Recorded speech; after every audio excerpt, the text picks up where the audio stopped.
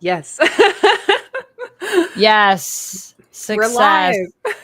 Hello, everybody. How's it Greetings. going? It's the middle of the day. It's a random impromptu comic catch-up stream because this is a time that works for both of us. It's always like, it's like now or like super late. So Those are our options. yes. Now or super late. Which would we prefer? And the vibes change. So sometimes it really depends. I love that you have the Peacemaker fit on right now.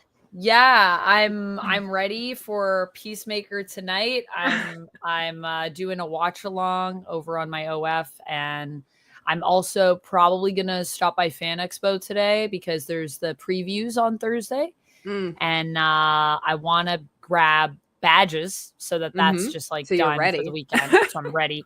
But then I was also thinking I might stop by the Warner Brothers area to just like check out what they have going on and see if I can get any shots as Peacemaker. I have my helmet. Yes, you sent me some here. helmet shots, and I was so tempted. The helmet makes me look completely crazy though when I put it on. I feel like I look like a complete, as I should, honestly, as Peacemaker. If you're not looking completely crazy, like, are you even Peacemaker right now? So yeah, I'm very excited about season 2. As I think we've discussed before, I loved season 1. I think it's my favorite. It's one of my favorite shows, I think, period, like of all time, but definitely my favorite superhero That's show certainly that I've high ever watched. praise. Yeah, there's a lot of good ones, honestly. Jamal Breezy, thank you very much, is saying need to rock a Nightwing shirt. Ooh, a Nightwing shirt. A Nightwing shirt would be pretty sick too, Jamal. I feel like, if Duck appears at some point, I would say we should save the Nightwing for Duck, because I've been trying to get Duck to cosplay as Dick with me as Babs. I feel like that would be really fun. I love the cosplay you two did as Mr. Fantastic and Mrs. Fantastic. That one was really good. Thank you. Yeah, it was really, really fun. I think we're going to be doing that one this weekend as well at Fan Expo. So if anyone's around in Toronto at Fan Expo and y'all see us, do come over and say hi. I'm always hard to spot when I do things with wigs. Today is probably the only day I won't have a wig on. So otherwise, if you see me, you're going to have to try to guess and be like, is that a man? Yeah, I'm going to do, our plan is to do Friday to do Reed and Sue, which also, can I just say, okay, we haven't discussed these movies. And no, we haven't. We were a little bit in texting, but not face to face. In depth. Yeah. In depth. And so one of the things, obviously I was nervous because I had to have the cosplay made before. And I told you, and chat knows, that I surprised Duck with the cosplay. And I was like, wow, well, I hope this movie's good, because if not, I've invested a lot of money probably into something that, will I wear it again? But the movie, I loved it. And so I was happy that it was good. And then also it just made me such a fan of Reed and Sue together that I was like, wow. So it's so fun to be in the cosplay because I'm like, I just feel like we're so cute. I'm just like, oh, we're so cute right now. Everything we do is oh dear, can you? And when we were at the premiere in Toronto, when I remember at one point, Duck went to go get a drink or do something. And then I was saying to people, I'm like, oh, I'm just looking for my husband. I don't know if you've seen him. Mr. Fantastic. So yeah. And I also have some spray. So we were also able to gray his temples. So nice. Which actually I like. I think Duck looks good with gray. I thought temples. It was a good look too. Yeah. I was like, you should go gray. It would look good. Yeah, but only in that. It's you have to do it specifically in the Reed Richards pattern. Just in the Reed Richards way. But yes, so, oh my goodness. So that will be exciting. And then I think on Saturday, I'm going to do Malice. So I'm going to go from Sue being good to Sue being villain. Is your Malice more comic Malice or more Rivals Malice? It's Marvel Rivals Malice. Yeah, that one. So, so that should be fun. I'm excited for that. I wasn't even going to do a Malice cosplay, but I did say to chat, basically, if they funded it, if I was I'll put it up on my throne, and if it gets funded, I'll wear it on stream. And it got funded. And then I didn't think I was going to, I mean, why not? But then I tried it on too. And I was like, so I kind of actually love this. I wasn't expecting to be as big of a fan of Malice as I have become, but I initially really didn't.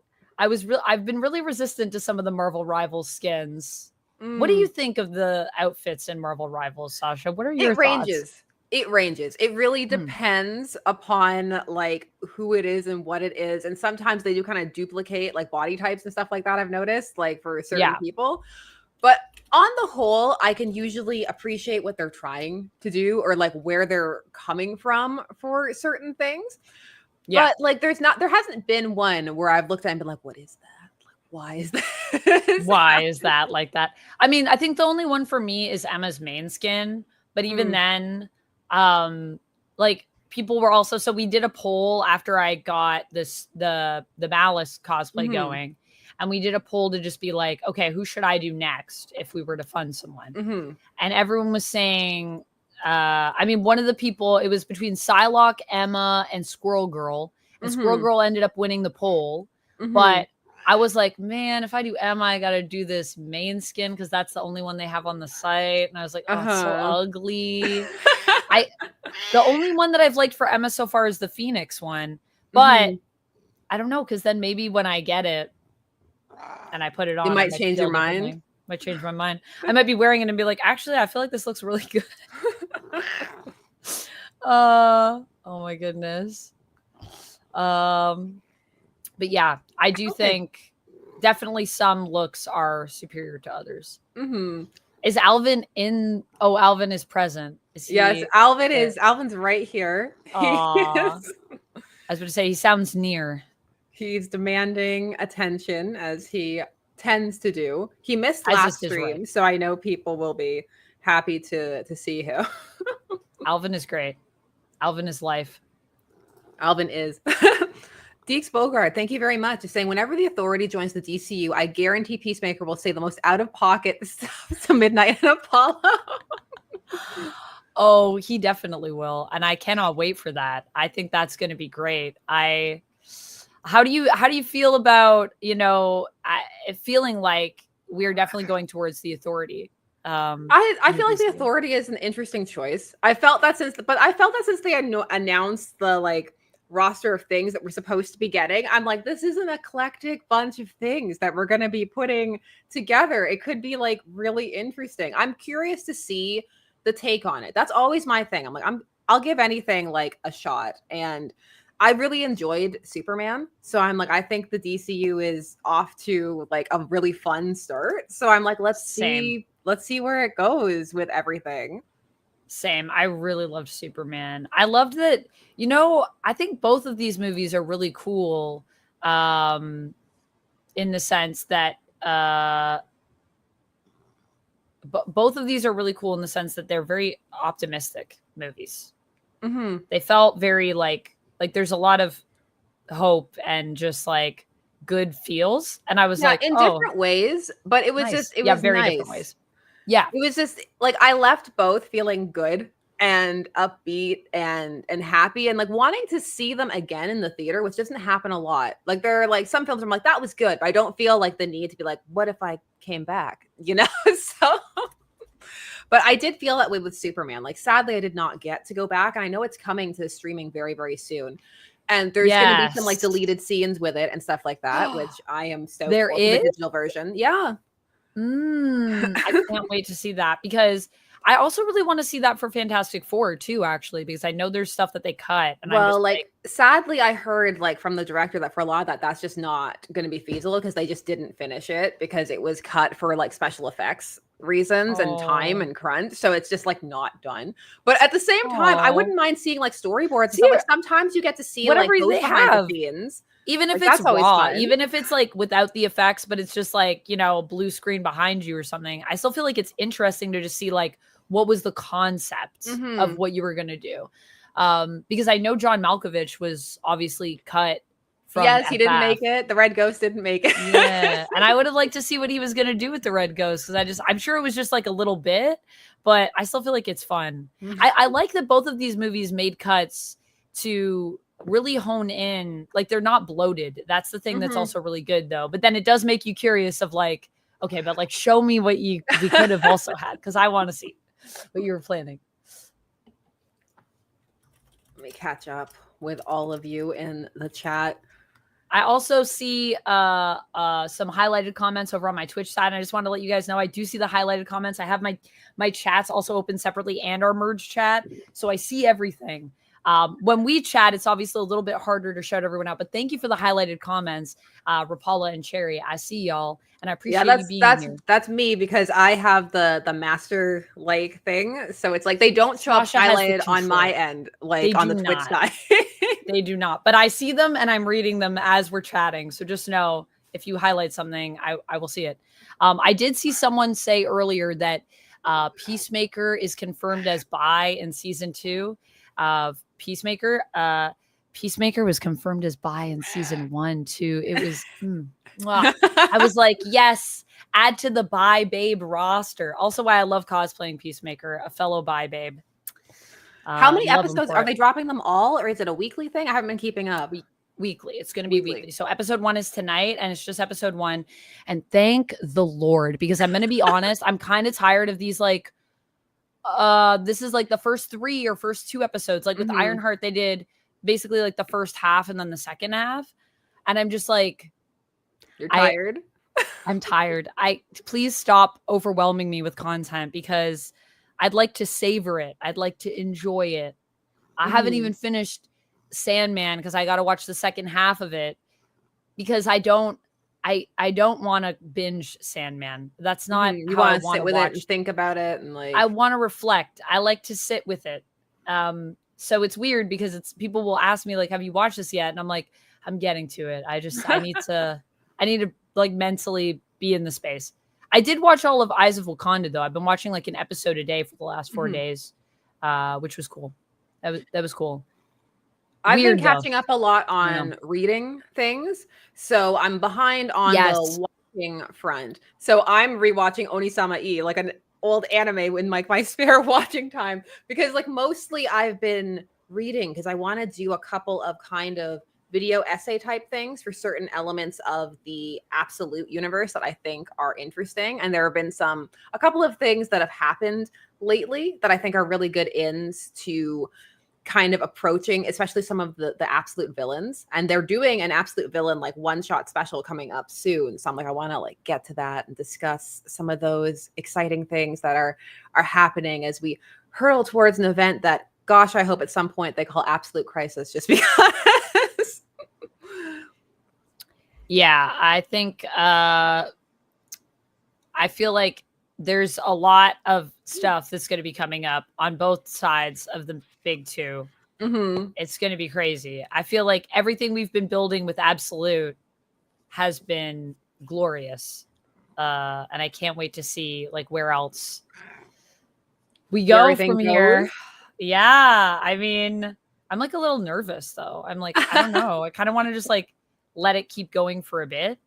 Yeah, I see some people are confused about Sandman in the chat. Yeah, just to clarify, Sandman from DC, originally from Vertigo.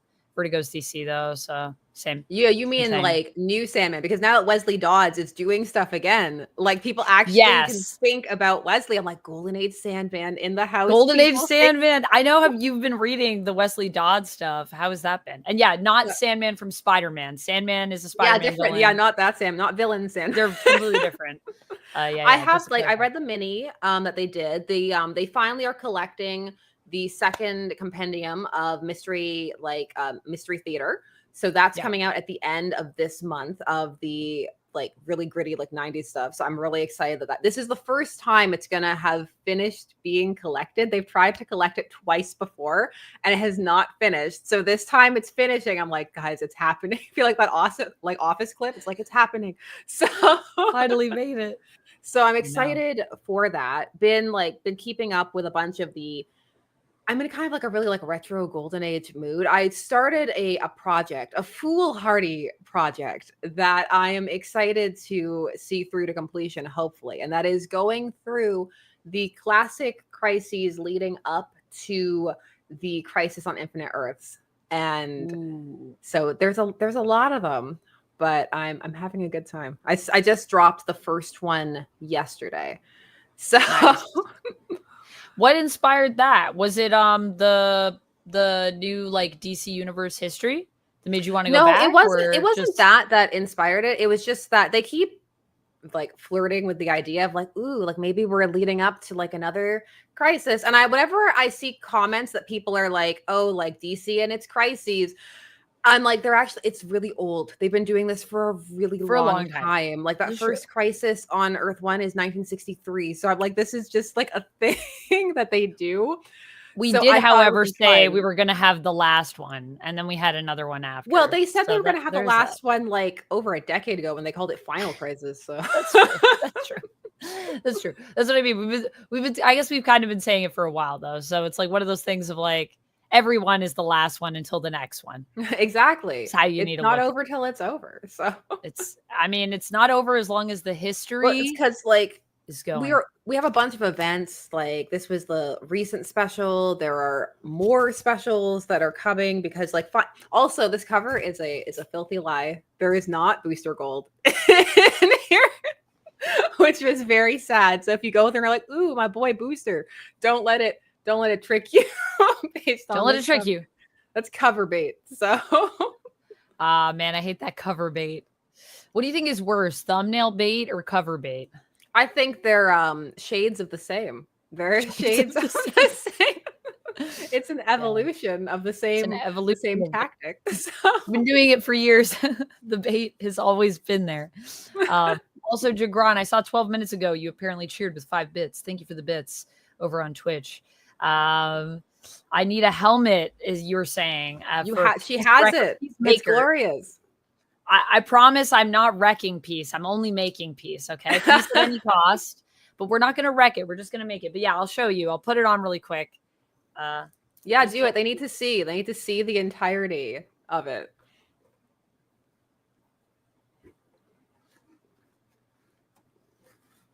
There it is.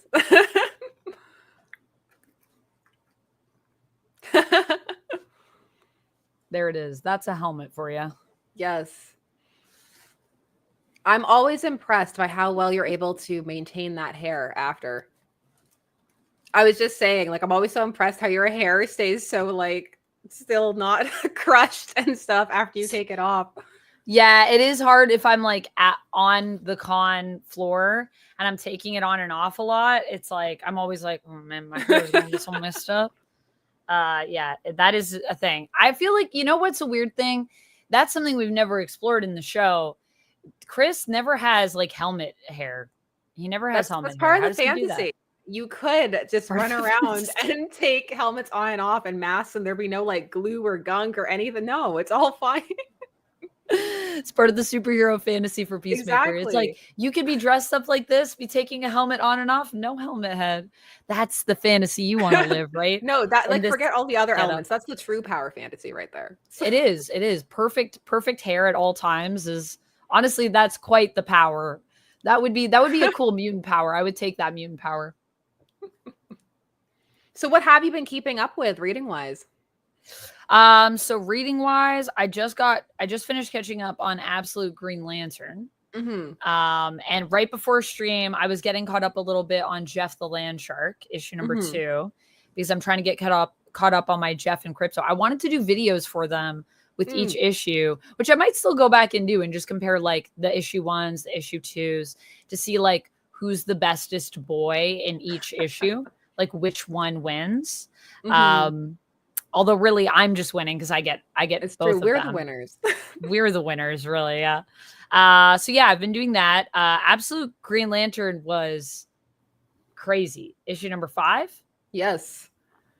No, it's really starting to pick up and come together at this point. And I've really been enjoying the Green Lantern one. I'm really excited by the teases of Obsidian that we're starting like to get. So I'm just like, please, come on. I will take Absolute Obsidian. That would be awesome. What about the new ones that are coming out? Is there any that you're like excited for with the new Absolutes that we're going to be getting? Is the Green Arrow one going to be a one shot or is that an ongoing?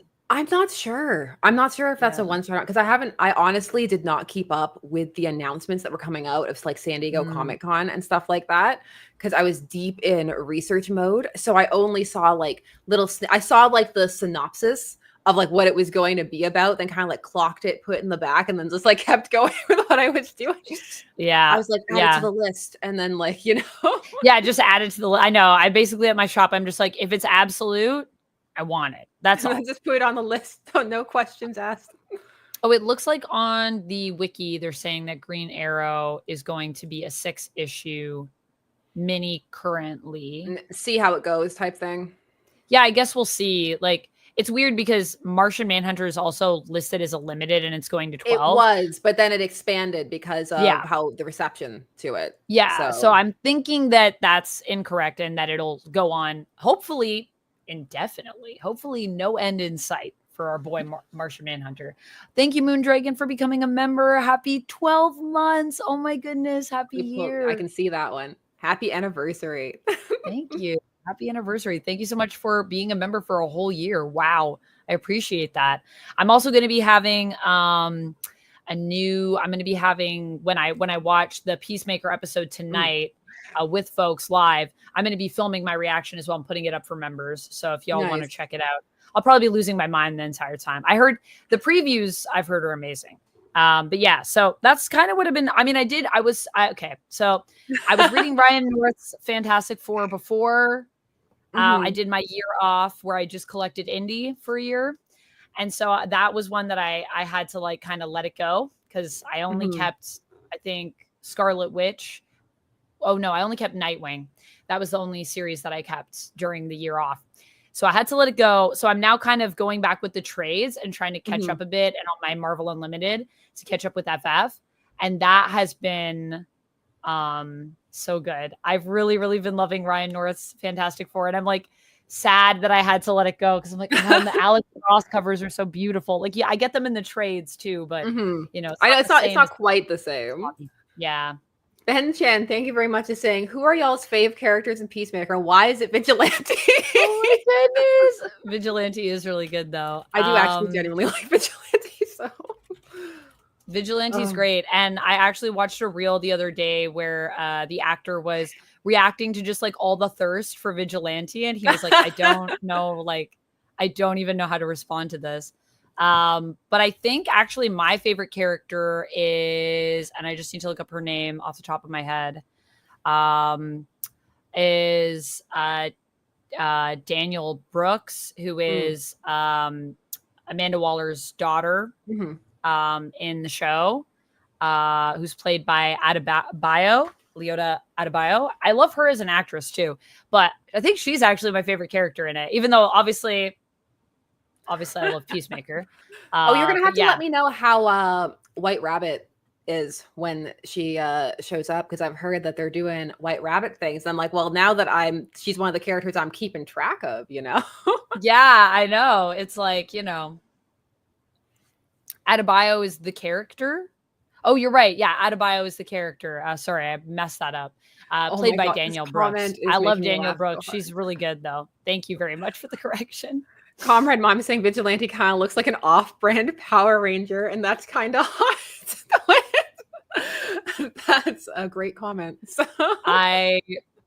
I love that. And yeah, like off-brand Power Ranger is a hot look, is it not? Yeah, I agree. There's many an off-brand Power Ranger, an off-brand Voltron, all kinds of things that we could be looking at.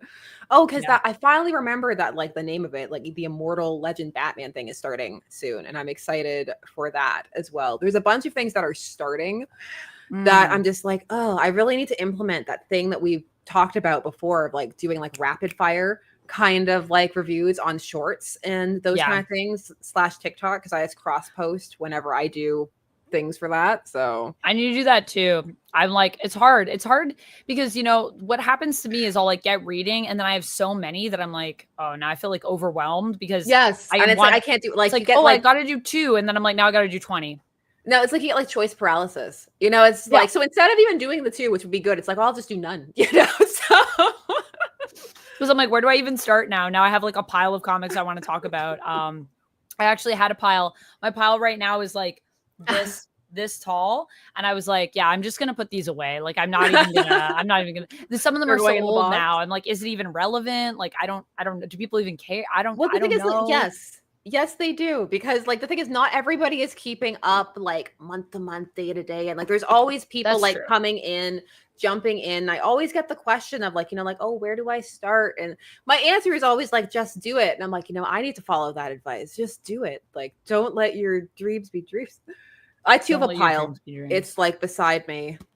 A bunch of like, I have like the sisterhoods are here beside me, which this is good timing because that character is now in the main Hyde Street books, which is fun. I have this Flash here taunting me, and now next week is the next issue of this. I don't have it here, but the other thing I've been reading is Batman Hush 2. Oh, you're still on the Batman Hush too. I'm still on it. Yeah. Are you still following, or did you check out? Next month they're already dropping Batman #1 with the blue costume and stuff. So. Yep. Yeah, we're getting new Batman, and Batman Hush 2 is still going on. So I guess delayed, it's like, so yeah, it got surprise that it got delayed. We all knew it was going to happen. I don't think I have any Hush 2 in here because that's my other pile, but yeah, I've been reading that, and then I've also been reading Battle Beast as well. So Battle Beast. Oh, I picked up a new one. What was it? It's not here, of course. It's downstairs. But I picked up Escape, the new Rick Remender one with like the World War II like anthropomorphic like thing. So that one was fun. I liked that one a lot. So I love the stock for Battle Beast. That's like one of my favorite things about it. It's got that good image stock, Yes. Smells good too. It's the same with Sisterhood, which just feels nice and solid, just holding. And it's also matte, which I appreciate when I'm holding things up on camera, so I'm not blinding everyone with the glare. So you don't have to be like, let me just like angle it. I also have Exquisite Corpses. Is that 4? That's 4, right? Yeah, this is 4. This is the one that I think this one just came out. I still have to read 3 though. I didn't read 3. I was trying to remember. 3. Did you like it? 3 was a bit much for me, actually. I actually had one of those moments where I'm like, I don't know if I'm in the headspace where I can be reading this at the moment. There was something that happened in 3 that was just like so viscerally upsetting to me that I was like, I don't know if I can handle this right now. I might need to come back in like a few months. Yeah, no, I feel you that. And I mean, I guess the thing with Exquisite Corpses though, at least, is that I think at least it kind of does set up the premise that like there's going to probably be moments for all of us, I think, in that series where we're going to be like, wow. Uncomfortable. Yeah. Because it's just going for it. It's been interesting because I was reading, it wasn't an interview, it was more like a conversation between him and like Kieran Gillen about like the crafting of this and how it's also going to be a game. And so kind of trying to craft something where all the characters are visually interesting enough that even if they die early on, you still might want to play them in the game. And so like I found that to be very fascinating because like there is such a heavy emphasis on like the stylized look of all of the characters. And I was just like, that's fascinating. It just got me thinking about it. So Coffney. Yeah, I've been reading seasons too. I do like the seasons. The latest seasons came out this week and now there's a trade as well. Somebody was joking though. They're like, it's a miracle that there hasn't been a delay. I'm like, it's true. Jamie Lamey is reminding me that I need to get my pre-orders in for the crossovers. I need to. It's hard because I just need to figure out like which covers I want. Oh, have you not decided? No, because like I keep seeing multiple that I want, and then I'm like, but I don't really think I need to get multiple. Like I don't know. I might, maybe I'll let myself get multiple for like one, maybe.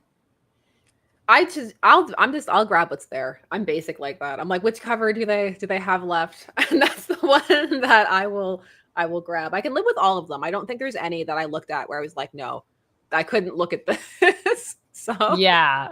I mean, they're all going to probably be pretty collectible for anyone that likes to collect and potentially like bank those comics for later. So Dexter, thank you very much, is saying they are going to do a DCU Wonder Woman movie instead of the Authority movie. I will see what happens. I trust nothing till it's in my hands. Whatever arrives, I will be checking out because I like seeing interpretations of things. Amanda's like, I'm on the case. I can see like I'm just looking it up to see. He's like, I don't trust. I haven't heard that, but I may have missed it. I know they are going to do a Wonder Woman thing. I heard that got bumped up though to do more. Yeah, it does say. I'm seeing it on Reddit here where people are saying that it got canceled. I don't know. Is this from? We'll see, because sometimes that happens, and like a few days later, James Gunn comes out and is like, guys. So it's like we'll see, either or. Yeah, James Gunn is like, I feel bad for him because I feel like he's also just like, I had to like kind of stop just coming out and like saying stuff because it was getting to be like just too many things that I had to come out. The one that I saw recently too was like the message from Superman's parents and Superman. Oh yeah. That people were asking him, but like, is it real? And he's like, yeah, they were asking that a lot. He's like, I don't know how else to tell people that it's real. Like, we really tried to make sure that it was clear in the movie through multiple ways to tell you guys that it's real. So yes, it's real. It's funny because like I always appreciate when creators come out and state their intent. I think that's very helpful and it's good. But I'm like, in no way does it erase what the fandom's going to think or the validity. Well, your headcanon still can exist. Yeah, exactly. Yeah, 100%. Because for me personally, I do think it's stronger narratively if it's not real. Just like I think it's all fabricated, basically. Like maybe just or misunderstood. I would actually have kept some of it, but dialed it back a tiny bit. I would have cut just before harem. I would have like taken it of like just taken it that they're arrogant and more like, like they look down on, because like to me that pushed it into the realm of like just a bit too far personally.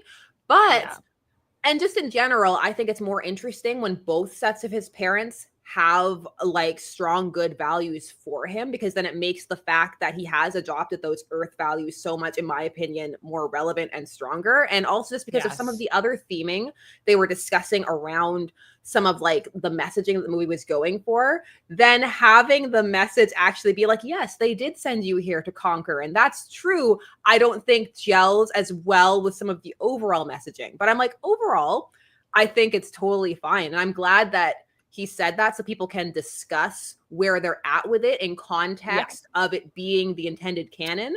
But that doesn't negate the ability of people to have those discussions. Because I do see sometimes when creators come out and say, like, this is what I meant, some people are like, well, then you can't have another opinion because, like, that's it. I'm like, well, no. Like, you can still talk about it. You can still have another opinion. Yeah. And I mean, I think it's also just the thing of like so many people have been being like, well, like, where is that going to go? And like all of these things and like all of these theories. And he's like, that's not really what like the point was in the film. Like, well, I get that. Like, you could. Wasn't the point, because like you can look at it and like obviously it didn't matter. Like that wasn't the point. Yes, like that's not the point of what we're trying to say with what happened. And like that wasn't the point. But at the same time, by making the message as extreme as he made it, then you can see why people focused on it. Like, hey, people are like, right, but where is that taking us? Like, like, is spread there your going to be seed? something? It's kind of like if you would just cut it at like, you're better than these people and you should guide them.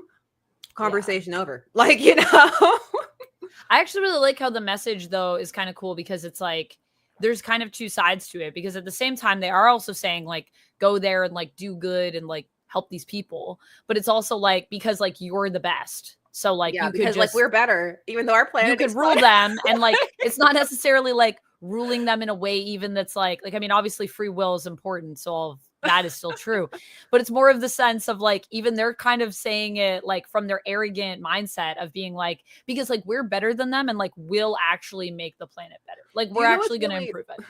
You know what's really funny? I'm seeing in the chat people are talking about something that I saw come up right after, which was, why didn't Supergirl tell him? Like, and so then there was a whole extra thing of how I was thinking about that too, because then they had to explain like, oh, because she did. I'm like, you see, but if she had just been raised in the headspace of we're just a bit better, and you would cut it before harem, like it's like everything is easier to explain if you cut it before that joke. I feel that way about some of the jokes in general in gun films, that they just a person sometimes to kind of like dial it back. But again, like that's just my personal taste for the level of juvenile humor. Not everybody agrees. I talked about this when I streamed just like general reactions to the movie, and I got some pushback just in terms of like, I can't believe you're trying to ruin this movie for people. I'm like, I'm not trying to ruin the movie. I just have a different just about your personal taste. Like I can see exactly what you're talking about, where like because it pushes it to this like kind of ridiculous like level, it makes it feel like, well, then there's a bunch of questions about like why wasn't this brought up, and It And asks because more it's so questions, extreme. and it invincibles it as well, which if you don't do Yeah. that, you run less into invincible territory. So Exactly. So it allows the world to stay a little bit more unique, because it's true. Invincible is and the already one like thing, doing that. because like, okay, so in terms of like making it clear in the movie, because like Mr. Terrific is like, they wouldn't release it if it wasn't true. And I'm like, that's just not a statement that most people are going to be able to get behind. They've released things that aren't true tons of I times. So, like, know. That was the thing where when they said that, I was still skeptical, because even though it was like, well, I believe that, that's not something that you would say unless you believed it. mhm. However, just because you're the smartest guy doesn't mean that I can trust Also, that that's the it's truth. Lex. So I'm like, I'm naturally gonna question Lex, which Of like course, you as you should. should.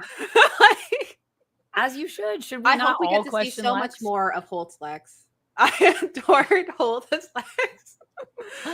Chemdog with the highlighted comment over in the Twitch chat Mhm. says, how dare you have your own opinion? It's not Laughing allowed, okay? face. And the How other thing dare too you? is I think this is important with discussions is that you can dislike a certain aspect of something and still enjoy the whole, just like you can like a certain aspect of something and still dislike the whole. Like it's just You like can. You it's can. multifaceted, Like for me, that's just something that I think about in terms of the movie. But overall, like I really enjoyed it. Like I had such a good time. And you can have like differing opinions as well on it. Mhm. Like you can have Or like different like aspects of it. yeah, like I think the harem thing is fine, but I see the points that you're making of like, but then it kind of puts it in this like other realm once we cross that line. And I'm like, that is true. Like I definitely see that. Like it didn't bother me. However, that doesn't mean that you don't have points. So that's the other thing that I always think is so crazy. People are like, well, I don't think that, so therefore this can't be so. And I'm like, no, we Or don't that have to agree, but everyone can have Yeah, or that points. like if somebody is telling you like their like different opinion that they're trying to convince you. It's like, no, you have to come I'm not around. I'm trying like, to a convince you. I'm just conversation is sharing. not a battle. It's It's, just it like a doesn't have to be a discussion. fight. We don't have to fight. We can. I know that was the other thing. I think I said when I did my Superman review, I was Mhm. talking about how this was like one of the most divisive like films, and that was so like surprising to me. And I was talking about because I think so many people have different interpretations of what Superman represents for them as a Mhm. character. And so there were a lot of people coming to it that were like, oh, like I see this and that speaks to me, or I see this and that speaks to me, and seeing different things. But then also there's of course the people that like something that is totally different than what James Gunn is presenting for like his perspective on Mhm. Superman. And because Superman is such a storied character who has been around for so long, since the beginning of DC, it's like all of these things are valid. Like we're all Mhm. allowed to have different things that when we see Superman, like that we think of that speak Mhm. to us for that character. So I was talking about that, but then everyone was just like, if someone doesn't like it, it just means they're on like a severe political spectrum or something. And I was like, okay, that's not what I'm talking about, first of all. But also, like, we have to be careful of just dismissing people like that, because Yeah. everyone has an opinion, and whether or not you agree with it, it's out there. We're all allowed to have them. And Uh, I don't think it's a good idea to categorize any opinion you don't like as like automatically coming from a certain headspace. It's and like it like a might be coming bad from that opinion. space, but that's not a guarantee, That's not a like at guarantee. all. And it's also like, creating this idea that like, I guess people were thinking that what I meant was like, if you don't like Superman, like they were basically saying like, if they don't like Superman, then they're in this camp and they're just like, they're Mhm. just wrong. And I'm like, right. But if we do that, then you see how that creates problems for all of us moving Mhm. forward. So we need to be mindful to not say, just because we don't agree, you're wrong. Mhm. However, I'm not even talking, like, I love that everyone jumped to it being like a political thing. I'm like, I'm not even talking about politics. I'm just talking about like the character and how Superman, to some people, the whole idea of even Superman being a vulnerable character, I think for Mhm. some people was like Yeah, some people were taken challenging. aback by that Hmm. end speech where he's like, I like, where he breaks down. It's like one of the things that I really like that scene because it highlights So do how much I. of a man Superman is. Like he's a person. And it really is a great contrast between how Lex sees him because Lex doesn't see him that way. And so it's like that's why it's such a good moment to have him break down like that in front of him and also for it to not have an impact you know, for like it not to, Yeah, you know, to change what he thinks because it's just so ingrained. Like I thought that scene was great. Like that's one of my favorite scenes in the movie. And I I really agree. like even for the things that I personally didn't enjoy, I loved that the film had such a distinct voice and felt like such like it does feel like a James Gunn Superman. I'm like, I think it's good that it feels like it has an identity, you know, and I like that about it. Yeah, I agree. I feel like the thing is we've had a lot of media that has Mhm. been kind of devoid of soul a little bit, in the sense of like it's trying to do superhero stuff for the sake of doing it, as opposed to really thinking about like, what are we doing here? Like what do I want to say? What do I want to do? What do I want to create? And so I like that there's a sense of vision. I mean, the thing that I like about both of the movies that we've Mhm. gotten recently is that there's a strong sense of vision, I think, in both of those Mhm. films, like aesthetically, stylistically, in terms of just like the way that people even act in the film, the way that the story unfolds. So that's nice, because it's like, even if even if you're like, oh, that's not my style, it's like Mhm. at least it has a style. Like, Yeah. thank God. I like that Lord Monk said in the highlighted comments over here on Twitch, after cellophane logo encircling the earth for time travel, my suspension of disbelief threshold is pretty high. Yeah, this is true. And we just recently watched it in my Patreon. We did Superman 2. Oh, nice. Uh we did a watch along on the Discord, and man, yeah, suspension of disbelief is, after you watch that movie, you're like, anything is possible. Anything's possible. Oh, I think the next thing I'm going to be rewatching is probably Crisis on two Earths or like two worlds, just because we're in like that crisis headspace, and so you Is know. that is that Things are the going that's the through. animated That's the animated movie, one, right? yeah. I still have to watch that. People keep asking me like, "Have you seen this yet?" I'm like, "I'm so not in the animated You universe, know guys. what? I'm I'm about to so." propose something that neither of us has time for. We should watch it together. Oh, I would love that. Let's do Like, that. We don't have time, but we could find time. We could we'll make make the time. time. And also, we still have to do I still really want to do we have to figure out how we would do it, but I still really want to do a I know. It's like you sent me an idea that was Batman. like so chill, and I sent you back like a super complicated like You were thing. like, here's what I'm thinking. But I'm like, I'm good to do it either way. Like, we could do it chill, we could do it less chill. It's whatever. I mean, we could also do it both ways. We could just watch it and record it and do it chill, and then do a discussion after, and then go It's in true. deep on it. Because I like both of those things. Both of those things is good. I know. Chem Dog, yes, rest in peace, Terrence Strong. I like anything that makes more work for me. Terrence So Stamp. Yeah. Yeah. Yeah, Terrence Stamp, who was in Superman 2, passed yes, away. yeah. Sad. So we talked briefly about Superman. So where are you at with Fantastic Four? I loved Fantastic Four. It was like so I didn't know that I was going to the premiere until like kind of last minute. Mhm. So we'd already booked our tickets to go watch it on the Thursday. So we went and Mhm. watched it like we went, the premiere was on like the Wednesday, and then Okay. we sold our tickets for the Thursday. So Duck and I still went to go see it. Like, we were like, well, do we like try to give our tickets to someone else? Do we like try to get Mhm. a refund? Like, do we still go see it?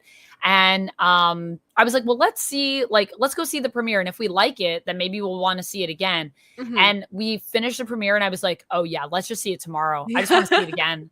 I had so much fun. And then people were like, are you still gonna dress up? And I was like, no, because I think I already dressed up for the premiere, so like you can't go Mhm. bigger than that. So it was like they gave us shirts at the premiere that were like Fantastic Four shirts, Mhm. and they gave me an extra large so I could wear it as a dress, which I Oh, love. nice.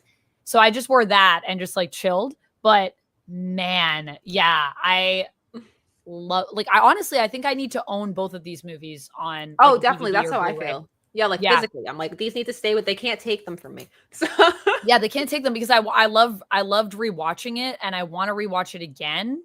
And same with Superman. I want to Mhm. rewatch it again. So I loved it. I think both of these movies to me completely understood like the assignment. Like, they just Mhm. understand the characters.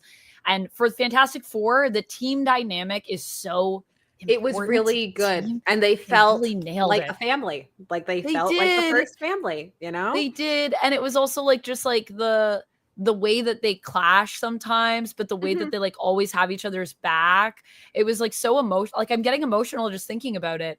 I think everything with Sue and Reed also becoming like new parents and they're having to deal with that as a couple. I think it's one of the most realistic. Like this is the thing that made me such a Reed Sue shipper. It made me realize that, you know, Reed and Sue have a lot of problems, and that is also true in the comics.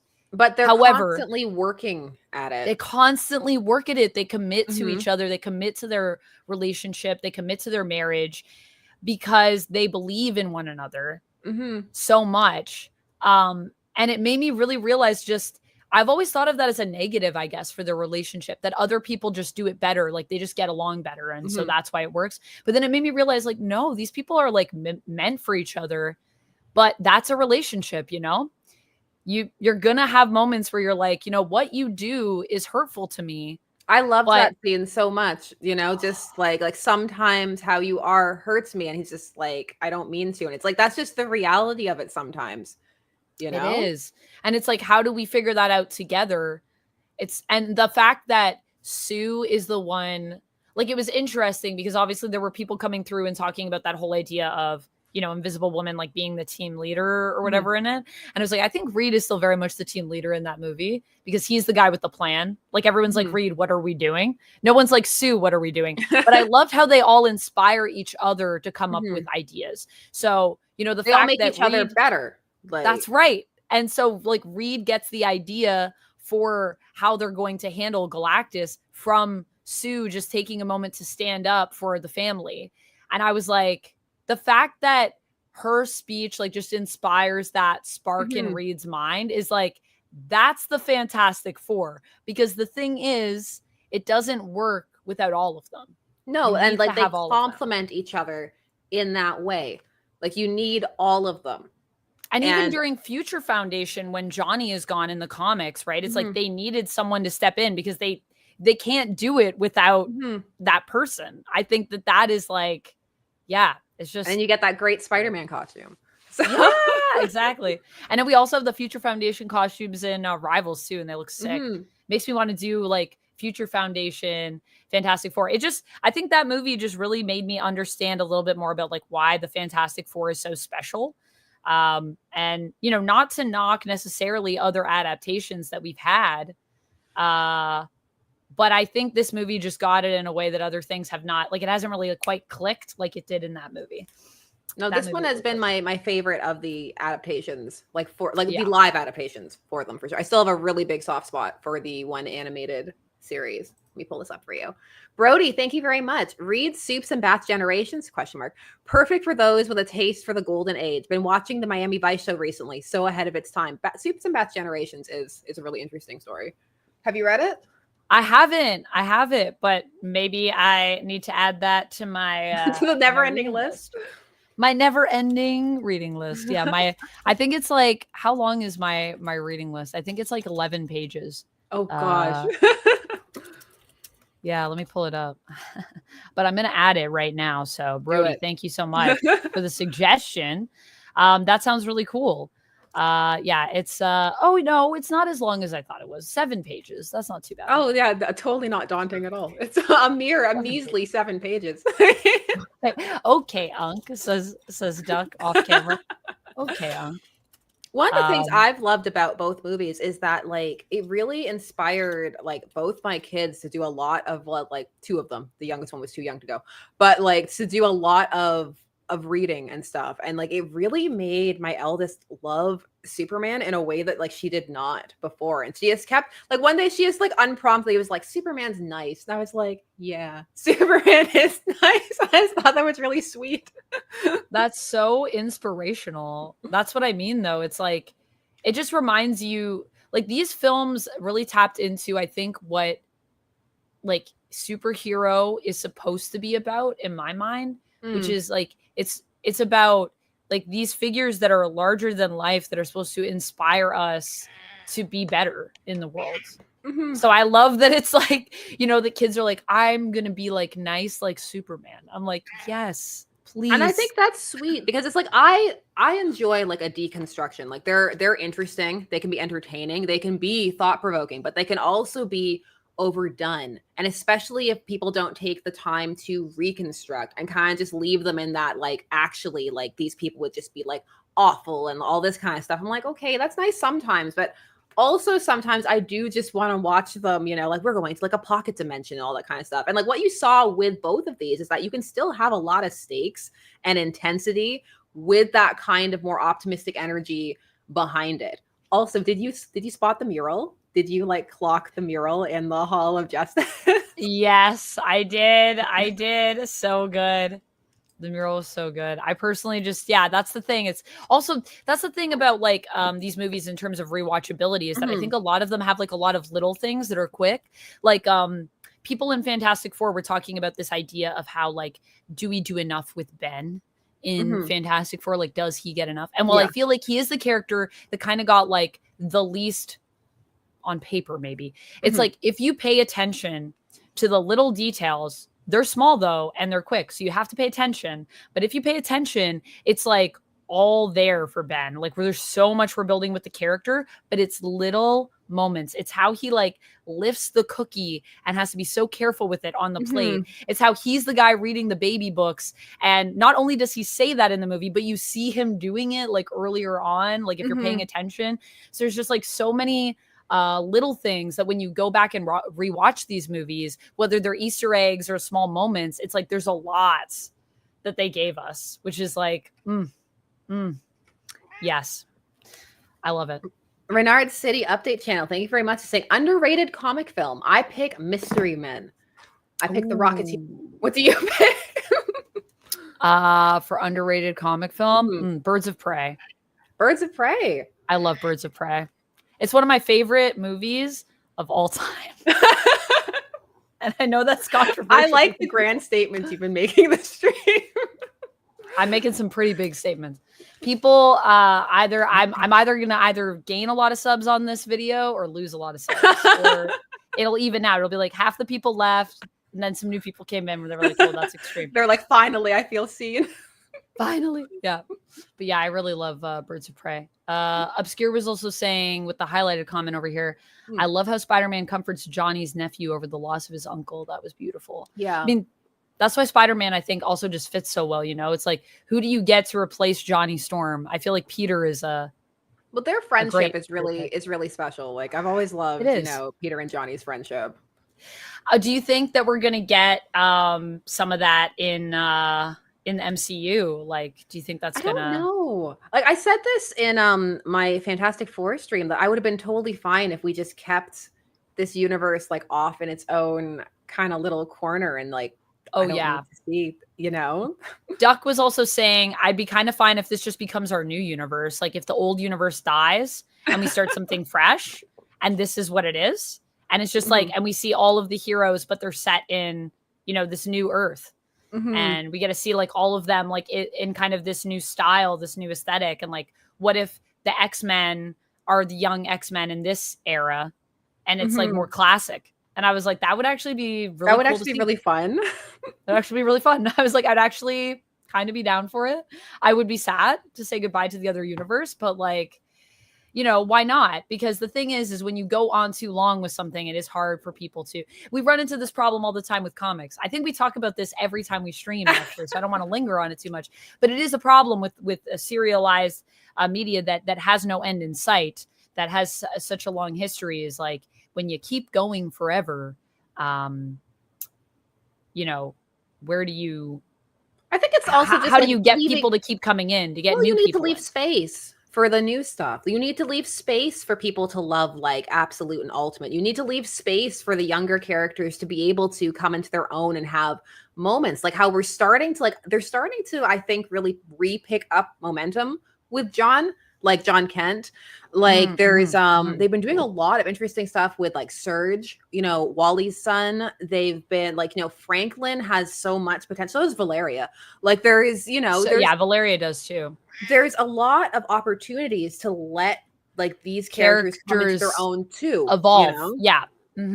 Yeah. Legacy, I think, is a really good way to basically like get new people in and just kind of say like it's a new chapter. So like, Mhm. we And can you all don't jump and the thing in. is you don't need to do it by, like, putting the previous people down at all. It can just be, like, because you can see that with It how can just they've. be them kind of on the back burner while like, Yes. these new people kind of step into their own and we got to Like follow their like story. when the JSA is at its strongest, I find is when they're doing that, where it's like you'll have a lot of like the older characters still around who still do stuff, but they're in a bit more of mentorship kind of capacity. And then you have like all of the younger heroes who are stepping into a team of the same name, but like they have their own personas and their own problems and like their own stuff. And I feel like that's a really cool way to continue stuff on, in that way. Yeah, I agree. Lord Monk is asking with a highlighted comment over here, thoughts on Mm, Yelena being in Spider-Man 4. Is I'll Yelena pull going it. to I be in found it. Spider-Man? Or well, how do I say it? Yelena or Yelena? I'm always questioning myself if I'm saying that I right. would say Yelena. And then I try and put a Yelena? mild accent on it. Yelena. Yeah, a little hint of Russian. Just the Uh tiniest bit. yeah, I haven't actually been keeping up with the Spider-Man 4 news. I did see the new suit, which I Mm, liked. But I know there was like a whole like little like BTS where they were kind of showing like I know the Punisher's there, and mhm. I've been hearing about it through all of you lovely folks in chat telling me about some of these things. But I want to go and watch it because I feel like if I do anything, I might just do like a video on it to just kind of discuss what I think is happening. But I'm Mhm. also of the mindset I don't like to go too hard on the theories because I'm just like, at the end of the day, like we'll know when we know. Mhm. And so everything up until that point is just kind of conjecture and we Mhm. don't know for sure. Well, So the conjecture is I I find the it can conjecture be can be fun fun as long as it stays as long as that way. we Because yes, as long as we don't sometimes take it too I see it, seriously. like, get really, like, do you see, like, that I'm like, "That was a photo from, like, way back," and, like, sometimes it's not even real and just, like, all kinds of stuff. Yeah, it's like we don't really know, but I do kind of want to discuss it. I mean, I was also talking about how I think Sadie Sink is going to be Carly Cooper, which I know is like a weird uh a weird thing. Yes, Eric, I'm so sorry. Thank you for the 100 biddies. I'm so sorry about the TTS. When we're on StreamYard, TTS is not plugged in. So we have this Mm. thing where people can like send messages and Oh, then nice. I have a Gladys voice from Portal that reads it out. Oh, And cool. people can also choose other voices. I know, Eric, Mhm. you tend to like the ASMR voices. So I'll do my best to read this for you. You son of a damn you monster, TTS. Cheated me again. Hello, Amanda, Sasha, all. I hope that was You just gotta act like audible. it's really late at night, so then you kinda get your announcer voice on because, Just like, "Hey, guys, it's adult radio time," cruising home at 3 AM. But exactly. Sasha could also be. You should make your voice a thing and do just like messages where it'll just read it in your late night announcer voice because that my that's late night announcer voice ends up always being my signing off of interview voice for some reason, and it's really funny because it's really jarring because 'cause I'll be talking like this, and then I'll have to record an outro, and I'll be like, "Thanks, guys, so much for staying to the end of the interview." I'm like, "Why do I always do that?" Like just naturally where your voice wants to go. Stephen Turner, thank you very much, is saying the Reed Sue film relationship gives me hope for Jean/Scott because to me, they're supposed to have that deep connection through it all. We've never gotten.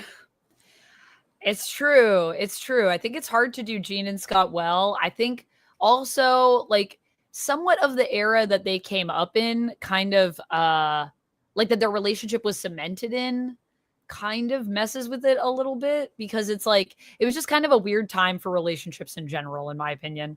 Like Well, it's very Jean being the only messy. lady on the team is like, everyone wanted to be with Jean. So Oh, I jumped way down. I was like in like the Madeline Pryor, like like era. oh my goodness. Thank you for the posture check, Obscure. I'm adjusting it. Um, yeah, I also hope that we get something really. I'm a big Gene Scott person. I don't.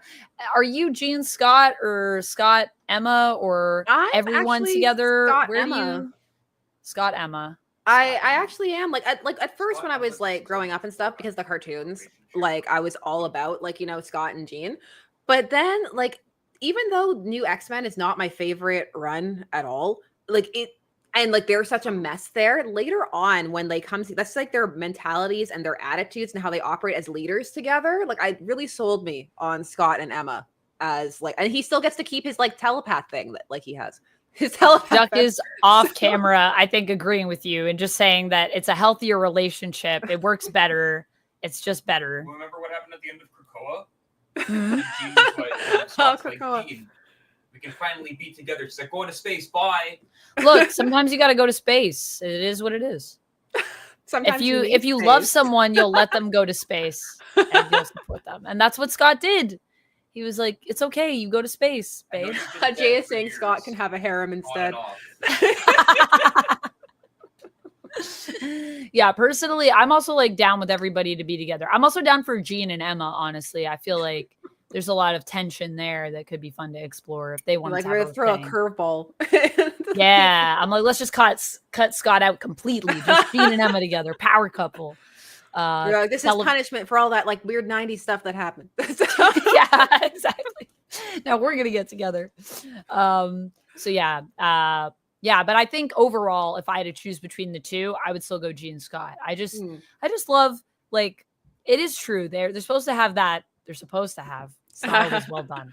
They're supposed to have that kind of connection that it's like it's just this deep, sometimes unspoken connection. And I think that they both just, once again, it kind of comes back to, I think, a bit of the Sue and Reed stuff where I think they just really both believe in each other and see, you know, the potential of the other person. And so they try to support each other through anything. And that could be hard to convey because like lots of the times, like what you're left with is that you do have these moments where like the characters are incredibly flawed. And like when you think about like Reed and Sue, it's like that can be frustrating to read where it's just like, oh, he doesn't, like, why does he ever pay attention to her? Or, like come out of the lab or like, you know, and that's why you have so many stories where it's like, what if she just went with Namor? Because he'd pay attention to her, probably too much attention to her. But yeah, that is true. I mean, that is the other thing though, is like, I do like the Sue Namor ship as well. And I think that there are times when it makes sense. There are also times when it's incredibly inappropriate and creepy on Namor's part. But like, I think Namor is kind of inherently a bit of a creep, you know? Yep. So he do be creeping. He do be lurking in the deep, you know, like just creeping on people. Lines is during the run where they have the orange suits, and it's from actually Franklin, and he's talking with one of the other kids, the Future Foundation, and the kid's like, why does like Namor keep looking at your mom like that? And he's just like, oh, he always looks at my mom like that. And it's like, Namor. What you don't like the Namor slander? Do you want to join us, or are you just gonna keep slinging words from off camera? All right. Yeah, never. Duck has to edit. Never forget that at the end of World War II, Namor was the only person who said maybe we shouldn't drop a nuclear bomb on Japan. Hey, Namor was the only person. That Namor's that old though, that he's golden age. That's true. People forget how old Namor is. Does that also make it creepier that he's into Sue? Okay, Unc. That's what we should be saying to Namor. Okay, Unc.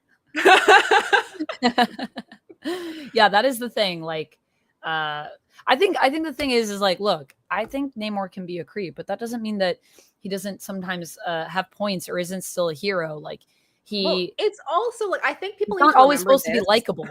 I think people also need to remember this about shipping too, just in general, is that a lot of times when you're shipping, like it's for fun. It's not always something that you want to see like canonized or anything like that. So it's like, this is kind of like a fun thought exercise. Like we're talking, we're joking. And like, sometimes people do take it like really seriously and they're like, no, like I need this to like be the thing. And they get like way too intense. But like a lot of the time, like it can just be like a fun, you know, in the same energy of like who would win in a fight or like, you know, like power scale, like where it's like kind of all options are really like kind of valid choices. It's just about like what do you see the potential in? Also, I find it sometimes be a really interesting creative exercise, like where you're kind of like, okay, like if we're gonna do this, like how would it work? What would need to happen? Like that kind of thing. And like again, I know that that's not how everybody like views it, but I think it can be a lot of fun. So I think it can be a lot of fun too. I mean, I'm deep down the rabbit hole of crafting a really elaborate ship for two characters that like nobody like cares about. So it's Who are these characters? Okay, so I am deep in the headcanon of like the Shade and the Phantom Lady from the Golden Age, and if you think about it, it makes a lot of sense. Oh, okay. I'm like, it's like, okay, because there's one panel in a Starman issue where the Shade is doing one of his things where he's relaying like a classic story of like somebody who he knew back in the day because he knew a lot of the heroes at the time. And he's like telling a story about the Phantom Lady. But like at the end, he wraps it up with this like, what else can I tell you about Sandra? Oh, I could tell you about the time like where like her lover tried to kill her. Or I could tell you about the time when I saved her life and how shortly after she saved mine. I'm like, what are you talking about? You can't just leave me here like with these things. You're like, now I'm thinking about it. And I'm like, what do you mean? And I'm like, now I'm thinking, and then I also like, well, he's got shadow power. She had like the shadow like gun thing that she used because she also used like shadows to like fight crime versus him using it for crime. And I'm just like, now I'm thinking about it way too much. Nobody cares but me. And I'm just like, let me enjoy my like let me enjoy this ship that I think I'm like, this works is for well. me. It's for me. Chemdog, thank you for the highlighted comment. Dark Status, congrats on the streak, by the way. Chemdog said, forget Sue and Reed, forget Scott and Jean. Let's get Betty and Bruce back together. Oh my gosh, Betty and Bruce. Betty and Bruce is another one. And what a wild relationship that has been. Jeez. Yeah, I mean, I think it's the whole thing with Reed and Sue though is making me really think like when I look at relationships, like I need to look deeper sometimes because I think of them as being like broken on the surface, but I'm like, really, there's probably a lot more going on there. And sometimes the people that have like the greatest struggles, maybe have like some of the best relationships in truth. If you can overcome things and then be together, that's definitely a good sign. Thank you very much, Gerard. We have Irma and Garth, Irma Rock, Irma John, or Irma and Prody throwing out the Imra because I said it wrong every single time. At least I was consistent.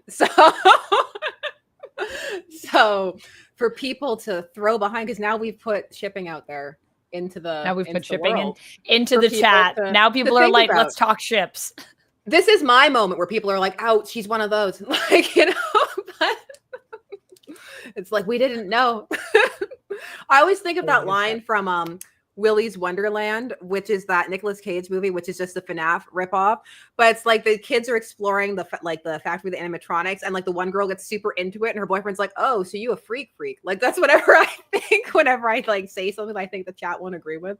But Sunny's saying I miss love triangles. Oh, I also miss love triangles, but you know what? We can always bring them back.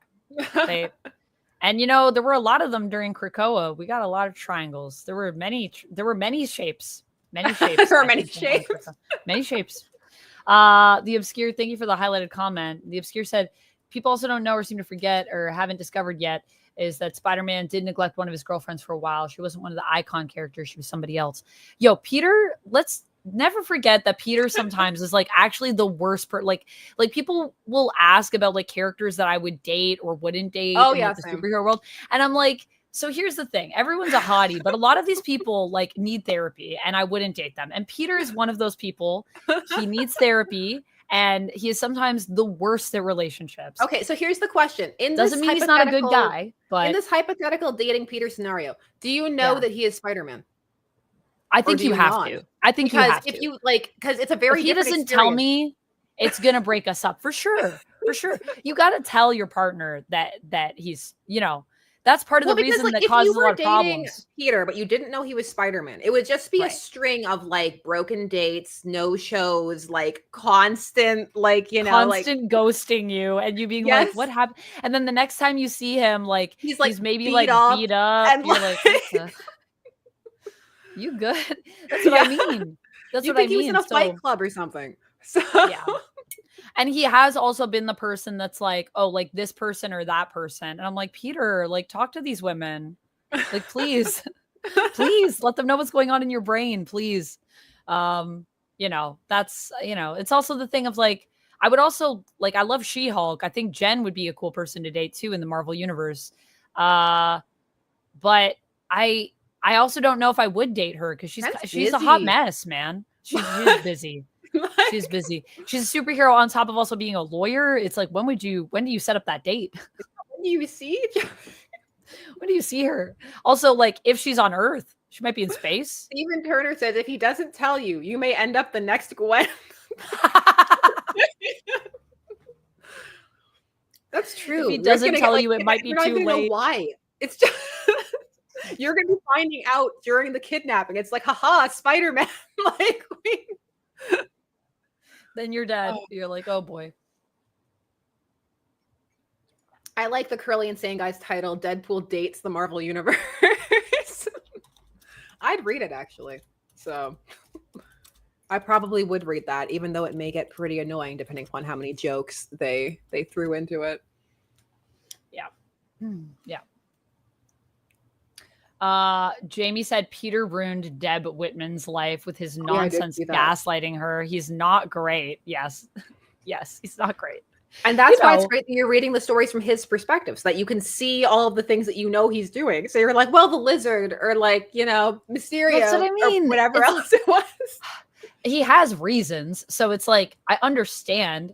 I don't think that it necessarily means he's a bad person, but sometimes he makes bad choices. Like many people, honestly, in the universe, he's not alone.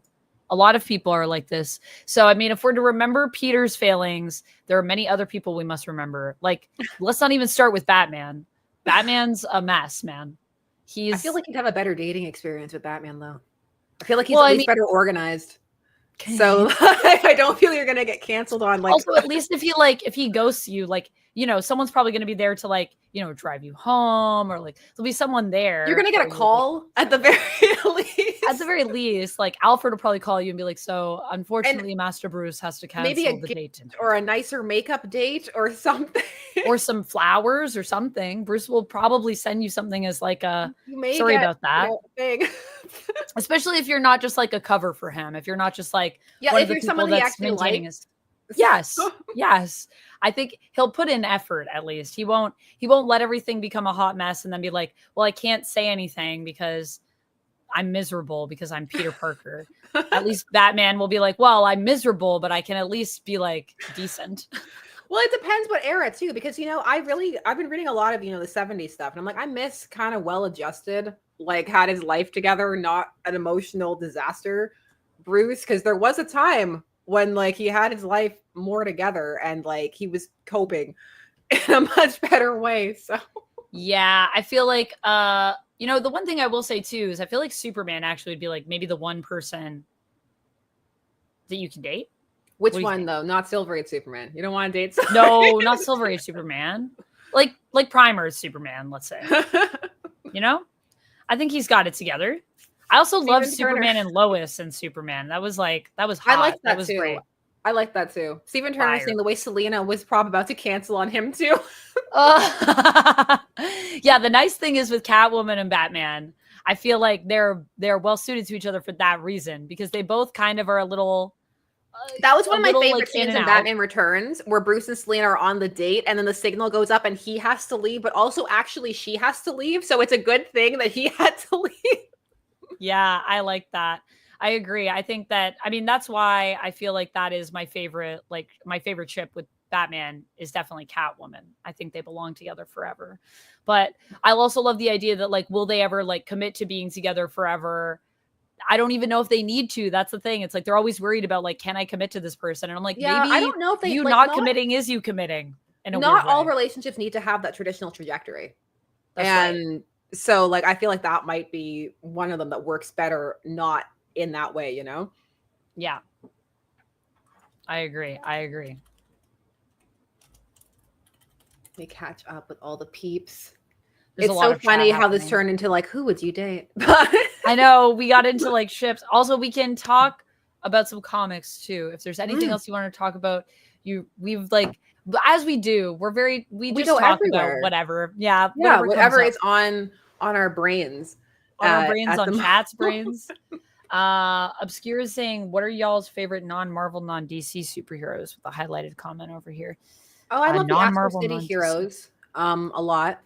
I always enjoy the Astro City stuff. I'll recommend it like any chance that I get. I think that universe is just really interesting, really fun. It's got a lot of like pastiches, homages, and like a really interesting reconstructionist kind of way. Everything's finally been collected too, so you can actually get all of it, because there have been periods where I've recommended it and it hasn't been in print, and I always feel really bad when I do that. But it's like, no, it's all in print. You can actually go and get it right now. So yeah, there's a bunch. I'm like, I try to think, because like whenever people ask that, like, of course the mind instantly is like, there are other heroes. I'm like, yeah, there are. But when I think about indie stuff, I tend to think of the other genres first. So do I. Foremost, like I was thinking about that, and I was literally like, I think I would say Adam Eve. I really do like Invincible.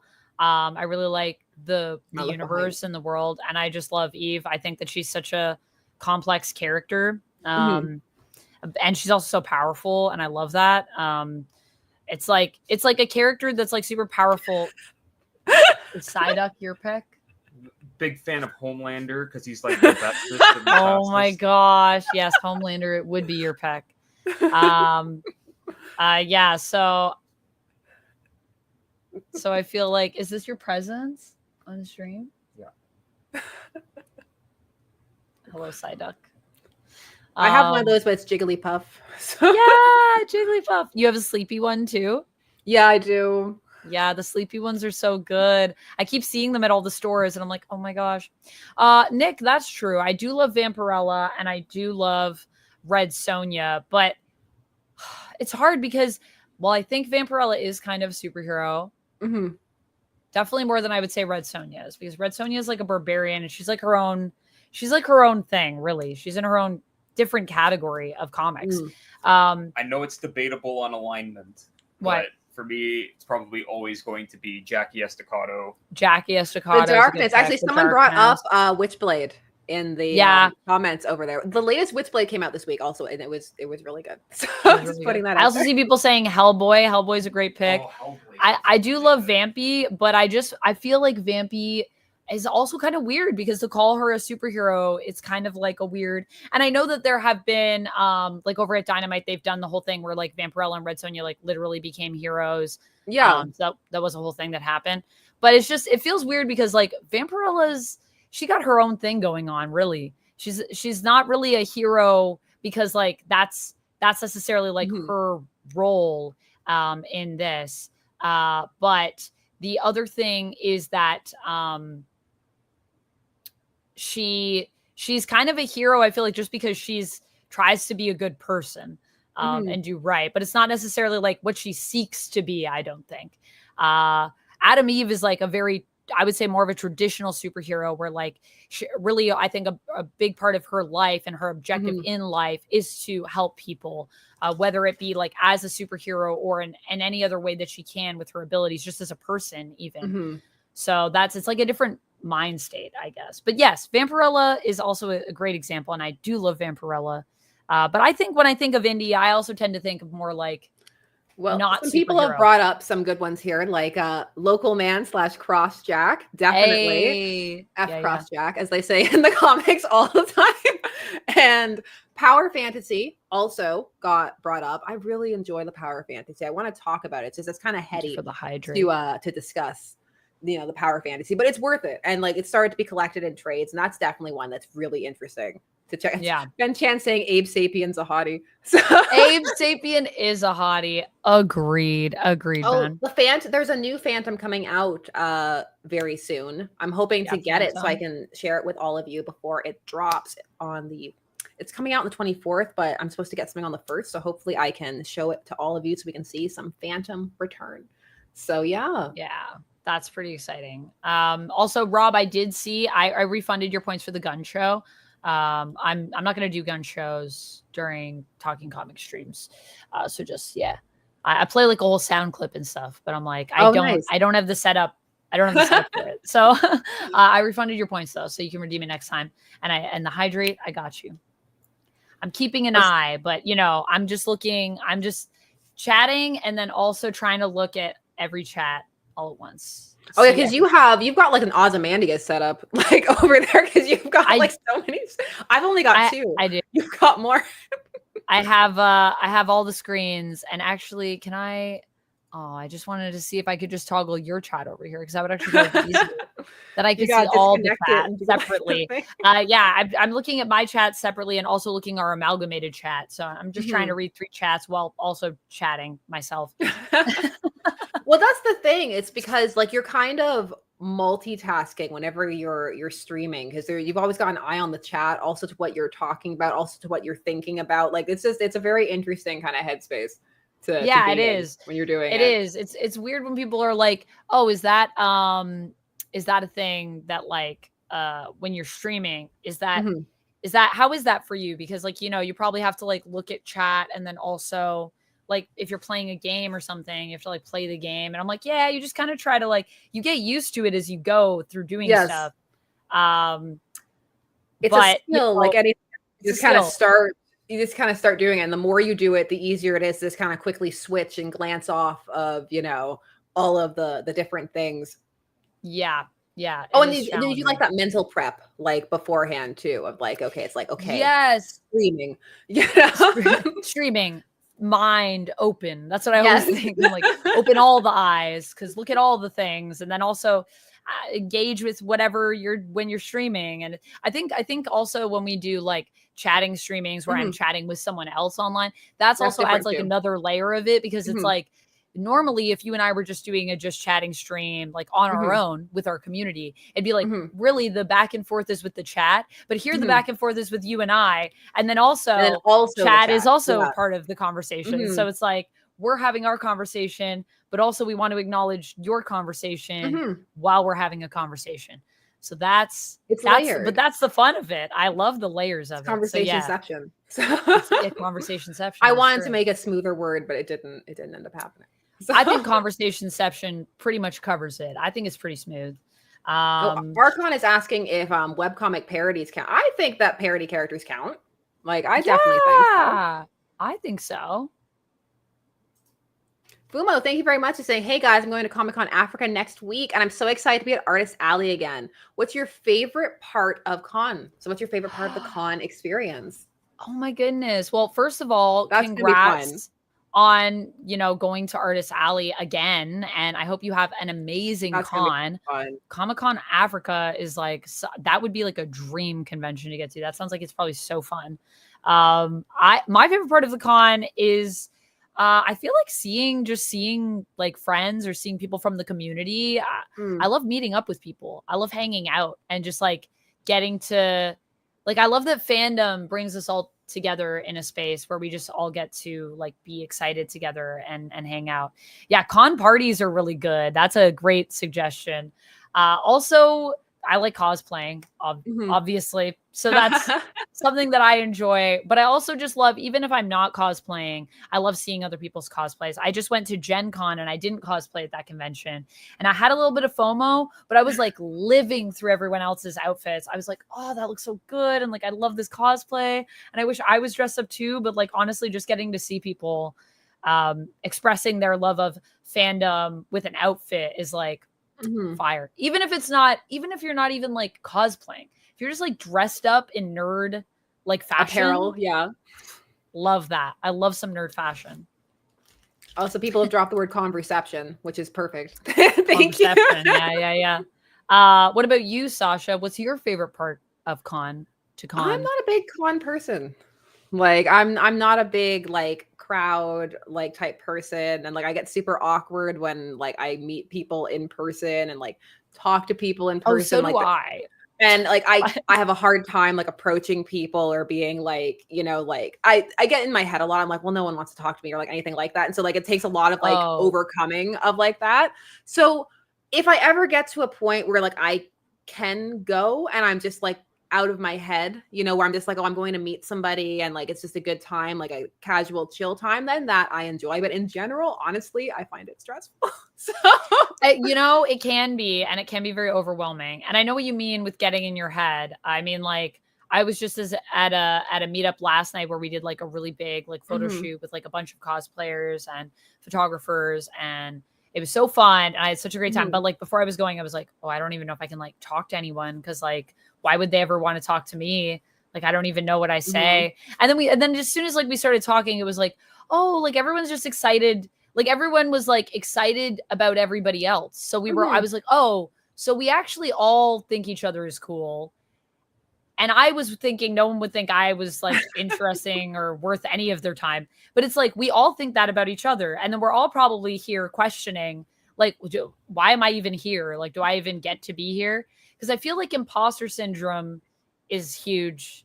I think especially as a content creator, I don't know. I'm sure everyone experiences it. People in chat, feel free to sound off. But I think imposter syndrome is legit, and especially at a convention. And there's a lot of people that walk around like, oh, I know everything. So then it makes you feel even more insecure. But then I just think those people are also probably feeling the same exact thing. John Stewart is saying, just take Alvin with him. He'll me out with everybody. Support cat. Emotional support cat. Brody Vickers, thank you very much, is saying, my first crossover was Predator versus Judge Dredd, Pred versus Dredd, gore decapitations, totally suitable for an 8-year-old. 2000s library did not care. Wow, I love that. I love that that was like your first crossover. I think that that's great. But honestly, I feel like with books, you know, there's so much that you can kind of like get away with as like a kid, like reading, because you're reading. I personally think that as long as there's somebody there to discuss with, if you happen upon something that's, like, you know, maybe above where you like should be or can handle, like, I think that kind of stuff happens, you know, like, I think there's a difference between like giving it to like a child on purpose versus like, you know, oh, they go to the library and like this looks cool and like they pick it up and then it turns they out want to read that, it and they're like, I'm excited. Like, you know, I'm like, that kind of stuff happens. So that's like, we just found out, we just found a book that I've been looking for forever. That was a novel that I read when I was very young that is called Master of the Game. Okay. And it is a, if anyone has read this book, it is pretty spicy. It's very spicy. And I definitely read it at an age where I probably shouldn't have been, but I really loved that book and I thought it was really good. And I've been trying to find it forever. And Jamie Lamey in my chat was the one that, when I was describing it, was like, is it this book? And I was like, I've been looking for this book for years. So I'm very excited to like go back and reread the book and see like, you know, but there were things that definitely I was like, whoa, when I was younger reading it. However, you know, I think it's good because it's still, it's like, it's knowledge, it's in a book, and it is just something that allows you to explore as you evolve and as you grow, and also allows you to just bring up, if things come up, just make sure you have someone there that you could talk to, ideally. But it's like, I had a book like that I finally found. It was called Stones. It was a horror novel, and that sounds familiar. I remembered reading it as a child. Again, I shouldn't have. It was just on a bookshelf, and like I picked it up. And like, it was about this woman and her daughter, and like her husband had died and he'd given the daughter this gift of like these stones. And it turned out like the stones were cursed, and like they slowly started like building themselves into a replica of the daughter in the garden. And like, as they did, they like took her over, and she just became like this worse and worse person as she got possessed. And it was actually like, it was reading it again when I found it as an adult, I'm like, yeah, this is like a Todd read, like beach read. But like as a child, it was like really intense. I was like, whoa. Like that's the thing. It's also fun to like kind of go back and be like, how crazy was this? And then sometimes you go back and you're like, wow, it wasn't actually that crazy. Like, I was young. Like I was like, in my mind, I was like, oh my god. So yeah, we'll see when I go back. Just Rob says, how many audio drama radio play fans do we have here as a highlighted message? I'm sure some. Love them. I'm sure definitely some. I love them. I mean, also now audiobooks basically are that as well. Can be, depending on the production value. But yeah, I listen to a lot of the Marvel podcasts that they do. And I've also listened to some of the DC ones, which are basically like audio dramas. They're really good.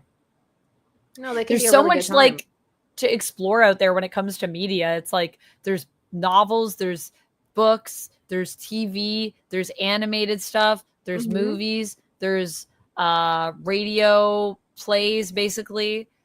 It's just a lot. You've got choices. It's like whatever your preferred kind of, you know, entry point is, you have it. So yeah. What else have you been reading, by the way? Tell me What else more. have I been Speaking reading? of media and books, let's talk more about some books. I have been reading through this. This is Yan. Ooh. So I have just picked up, I'm just starting volume 2. I read volume 1 and I'm planning on talking about it. So, because there's Wow, that's gorgeous. Yeah, there's also a lot out there in the realm of manga and the like to be checking out. So this one is from Titan, from their Oh, cool. manga collection that they have.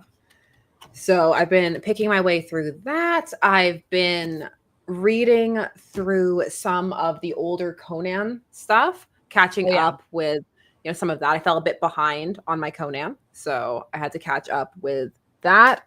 I showed it on the last like the stream. current stuff that's going on, or like classic Both. Conan? Both. Yeah. Did the current stuff make you want to read classic? I've always liked already the reading classic classic. stuff. Like I've always liked old like pulp magazines and pulp stories, and like so many stories that end up being later collected originally like were published inside of pulp magazines, especially in the sci-fi and horror genres. And so a bunch of the Bad Idea comics, because they're difficult to you were get telling me digitally. They are. So when I see them, I tend to pick them up. And there were a couple of previews in the back of specifically this one that I was intrigued by.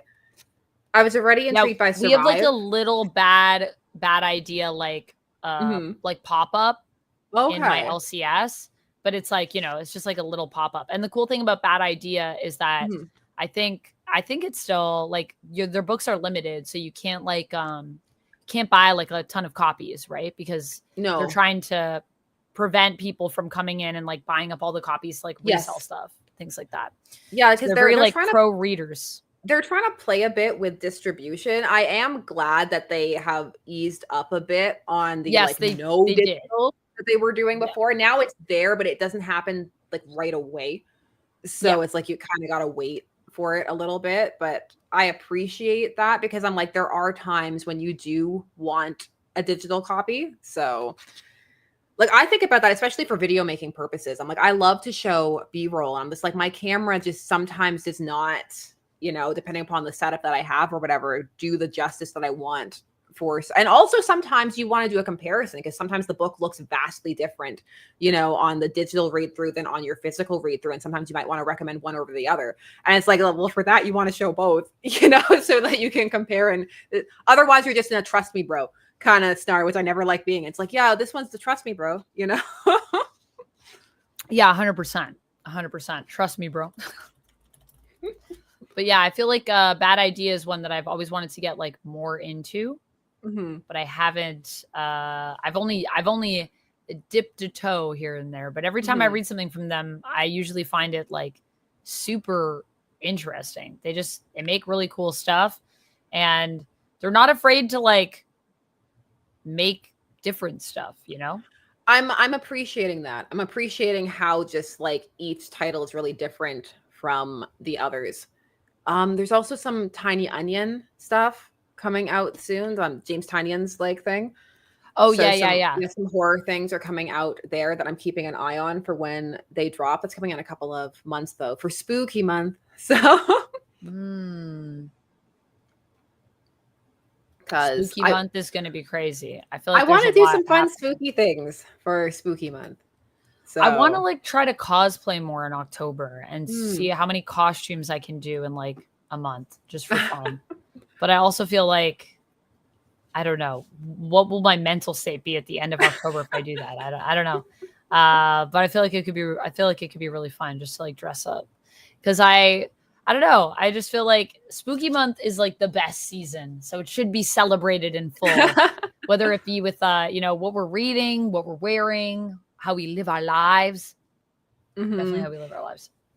There's a wig I've been keeping an eye on. So I'm like, maybe I'll get it for spooky month and then, wear it on the stream. It's been a while since I've picked up a new one because people always tease me. They're like, "How many do you have?" And I'm like, "Too many." Like we're not gonna count them. Too many. I realized it was too many when my middle daughter she was playing with Lego and she was building rooms like in the little house she was constructing. And then she went, "This is the wig room." And I was like, "Oh no." She's like it was a normal room to have in your home. It's like, this is the bathroom, this is the kitchen, this is the wig room. But you have like the best collection of wigs. Your wig collection is, I'm envious. They bring me joy. Because I can't decide on what hair I want. So honestly, it is like a challenging thing to sometimes be. Also, I have so much hair. Like there are times when I'm just like, I just wish I didn't. And I like the idea of like with wigs, it's like you just have the option to have like as much or as little hair as you would like. Yeah, it's like today, it's pixie cut day, because you can really like tamp it down. Oh, Ben Chan is saying wig for Fiddler cosplay because that was one of the things in the Crisis. There's the panel where you see the Fiddler wears a wig. So he's rocking wig life. Like so many people like original Black Canary, which was because whenever I post the panels of Black Canary with a wig, people are like, Black Canary wore a wig. And I'm like, for decades, both her and her mom. Like it was like in the Golden Age, her first story where it's her and she takes over the book from Johnny Thunder. She steals his backup. Like one of the first things you see is her it's the last thing actually is the wig hanging up in the closet when she's like thinking with Larry. So yeah, I feel like Black Canary in the wig is, I mean, it's crazy to me because it's so consistent that there are so many people that just like don't know or simply have forgotten. Well, it's because they dropped it. They dropped it and just made her blonde. They even stopped dyeing it at some point. They were just like, no, whatever, just blonde. I was like, they did the same thing with Nightshade, which made me sad. That's interesting. Like, more wigs, please. Even though it's impractical, I will suspend my disbelief. So when it's practical, but it also kind of makes sense because it's like if you wanted to like kind of like be secretive, like having a wig like can change your entire look. Like it really is. Although some people posted, and I agreed with this, they were like, wouldn't it make more sense to use your actual hair for crime fighting and then wear a wig day to day because you're less likely to get it snatched off your head in like your day to day life? That is probably true. However, I'm like, that's true. If you're dated, it depends on how much you're day to day and how much you're superhero, I guess. Because I feel like if I was dating more often, I'd probably want to wear a wig, like just when I'm a superhero. If I had as much hair as I do, because that's the only thing. It's like I love wearing.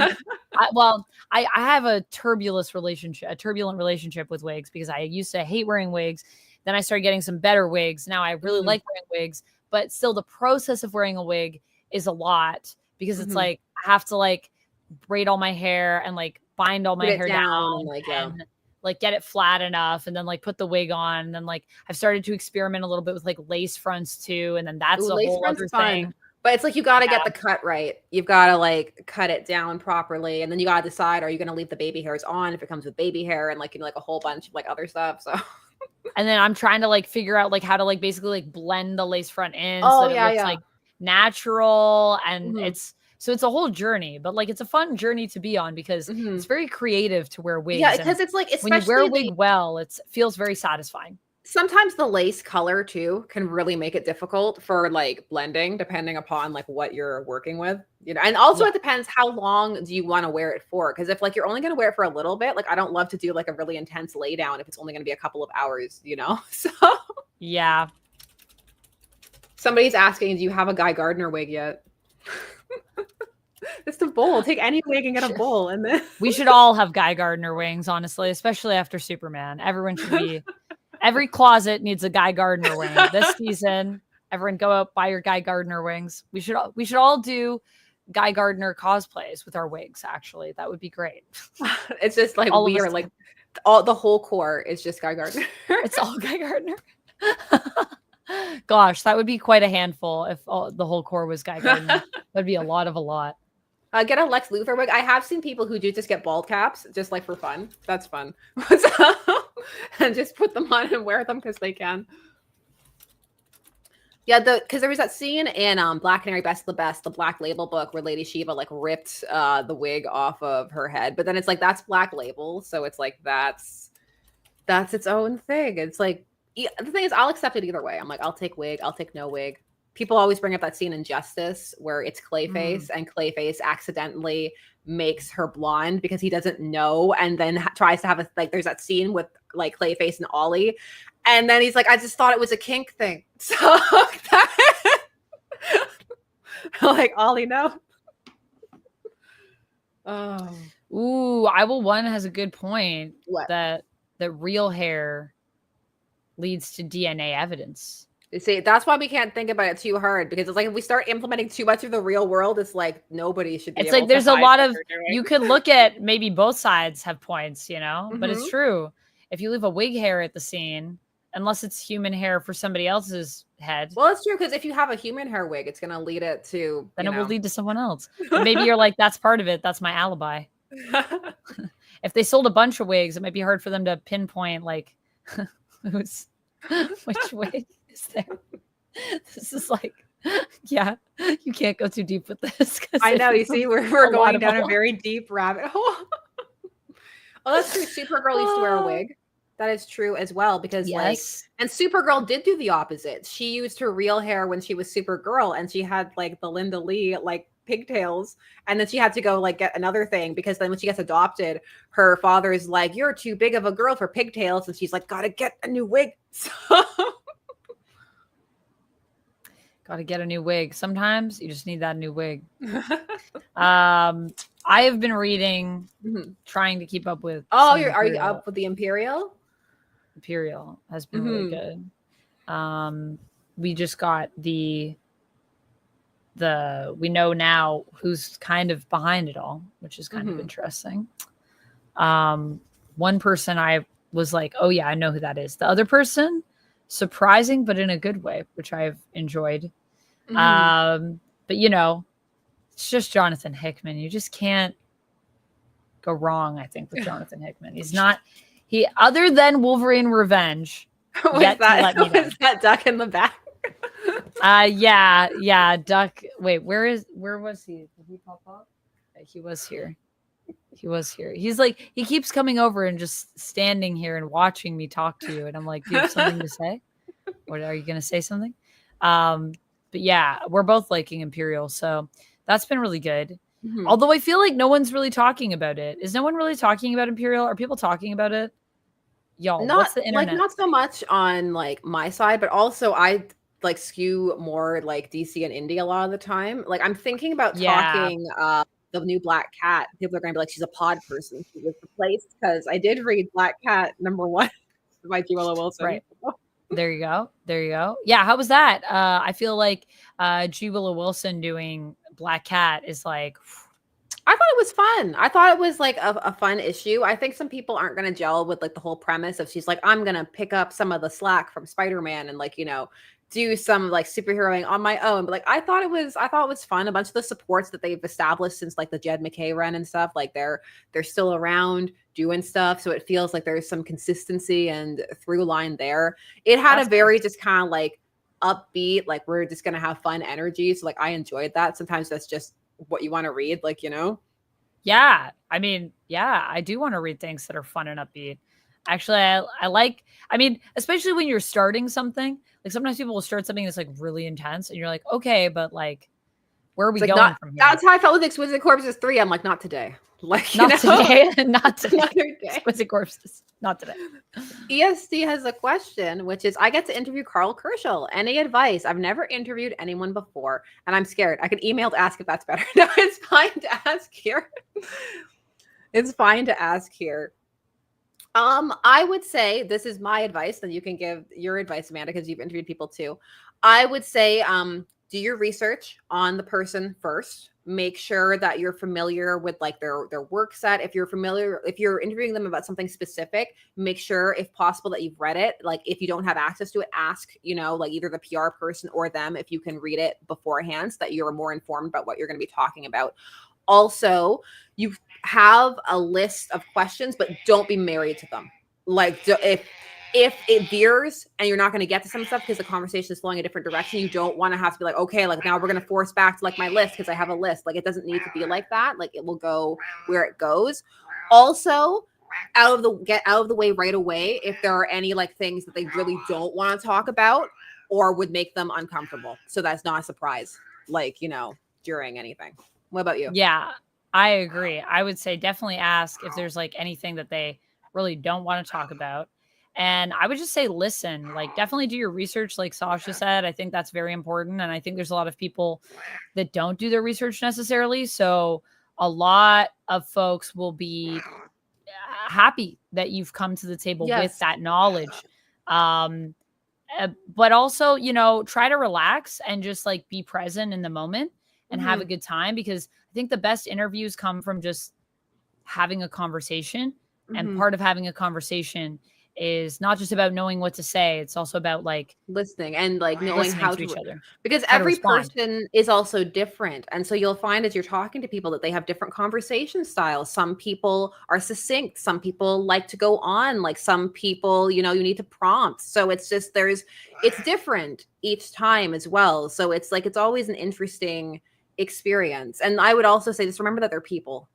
Like people are people, and like don't pedestal people or like anything like that. Like people are people, and like they're keen to talk about their work and stuff too. So yeah, 100%. Like don't let someone's maybe reputation like intimidate you, because at the end of the day, they're just a person like all of us. Every time I talk to someone and I'm like, whoa, I'm just like, I start off being whoa, and then by the end of it, I'm like, oh, this is just like a person. This was such a nice conversation. I don't know why I got nervous about it, because nerves are part of it. So I feel like that's normal. Controversially, I think the nerves are good. I think nerves keep you on your toes. I think they need you to always be like mindful and thinking. Like maybe that's me like coping, but like I think they're good. I definitely think it's normal to be nervous, but don't let your nerves get in the way for you like finding that comfort level where you can start to like just feel comfortable. And hopefully that's your evolution too, EST Comics, when you get into your interview, is that like, you start out with the nerves and then you kind of like start to settle in a bit. But I agree. Nerves are good. Just don't let them rule you. That's the only thing. Yeah, I would agree. Alvin, do you agree? Alvin super agrees. He batted me. Let me tell you. I need to I'm so behind on my Absolute Batman. But I've been I'm all up. That's why it's in my thumb. I'm completely up on it. It's one of the things I'm going to be talking about, because I'm going to be talking about Absolute Bane and what's going on with that. Absolute Bane and stuff like that. And also because the moment in 11 which you're holding, I don't think really works. So I think that's going to be an interesting discussion. So I'm excited to read and catch up. See what maybe doesn't work. See if I can guess what it'll be. Maybe you'll be texting me. You'll be like, "What are you talking about?" I'll be like, "I see." Oh yeah, or maybe I'll message you. I'll be like, "Was it this?" And you'll be like, "You got it." I'll be like, "I see what you're saying." Alvin. Or maybe I'll say, "Was it this?" And you'll be like, "No," and I'll be like, "Oh, well, I didn't think this worked." Maybe we'll be like, "None of it works. It's now all of a sudden it's terrible." No, probably not. Just because something doesn't work doesn't mean that it's true. bad even necessarily. And all of these comics have to have. It's hard with Absolute because it just feels like there's been so much stuff that's been really like, wah! But I'm like, we gotta have levels, because honestly, if we don't have levels, like, what are we doing? To be honest, that would make me kind of concerned if there wasn't some stuff that didn't work for all of us all the time. And I mean, I guess for some people as well, even when Absolute was announced, like Batman, like there are some people out there that like none of this worked from day one. So, some people, it just isn't for them. It's the same with Absolute Green Lantern. I got a comment where they're just really salty about how they've done Hal. So like for them, it's just not working at all, just because of the base concept of Hal not having his fearlessness that, that he it is hard to wrap your head around something that you feel like is so core to a character. Yeah. And then someone's like, we're going to do something different. It's like, oh, that can rub people the wrong way. Absolute Alvin when, says Archon. Absolute Alvin right now, apparently. Coming to you immediately. Alvin wants cuddles, right meow. He does. Alvin needs all the cuddles. It's important. It's important to his Absolute arc. Joker is Alvin an all black kitty. He's a Siamese kitty, but he's chocolate. He's a chocolate point, as they're called. Not all Siamese kitties are cream colored. So he is of the chocolate variety. Yes. Ah, got you. Yes. You're very soft right now. Oh, Yeah. this is making me wish that I had a cat. I have no cats. I have nothing. This is the closest I've got. My ears. Pet my own head. Eventually, we're hoping to add a dog to it, but we'll see how that goes. Whoa, dog Yeah. would be great. Dog would be awesome. Dogs are good too. It's because my youngest, like he loves dogs so much. So it's like when we're out and he's always waving to them and being like, "Hi dog, bye dog." So I'm just like, "Oh, he loves it so much." Like, you know. What kind of dog do you think you would get? This is true, Lumix. I do have a duck. I'm not sure. Maybe it's something mid-size. You know, nothing too big. Something mid-size, something with a good temperament around like high energy children, you know. Yes. So something chill.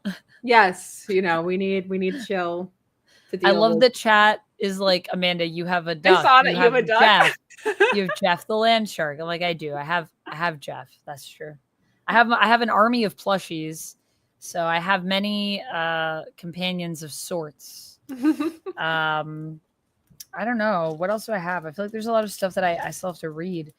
That's my thing. It's like I'm still catching up with a bunch of stuff too. Someone was asking me G.I. Joe or Transformers earlier in the chat for like which one do I like better.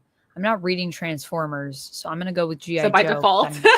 Reading that one, and I am really liking it. Yeah, Duck is the one that's reading Transformers. So we decided for the Energon universe, we were just gonna like split the two sides, and that he was gonna do Transformers and I would do Joe because I'm more of a G.I. Joe fan than a Transformers fan. Although I do like Transformers, I'm not a fan. Yeah, I know what you mean. I am a fan. That's a double negative. But yes. Did I see that you did a super chat in YouTube? I did not see one pop up. No, I didn't see that, Renelle. I didn't see that on my end.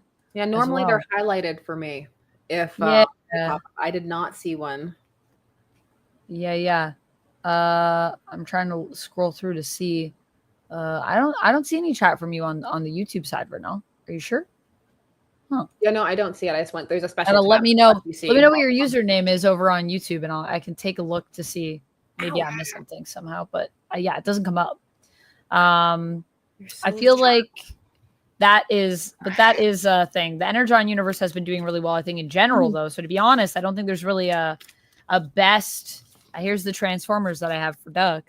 I don't really think there's like a which one's like necessarily the best. They're both really good. They're just kind of different, a little bit of a different vibe, but also now really starting to kind of intertwine a little bit more with the Joes and the Transformers. So, are you reading any Energon stuff? I'm not like that one. Like I just made the choice. Like it's not really like I'm not like I said, I'm not a fan, but I'm just like it's not something that I'm the most interested in. So it's like when I have the allocated extra for like other books that aren't like big two or maybe aren't going to be review stuff, then that's when I take the risks. That's when I go out and pick like a random like, you know, indie book or something that I might not have picked up otherwise or something like that, you know? Yeah. Because I'm like, otherwise there are lots of things that I wouldn't. Where's the one thing I picked up? I need to look it up. It was really interesting. It had a really interesting art style. I probably will not be able to find it.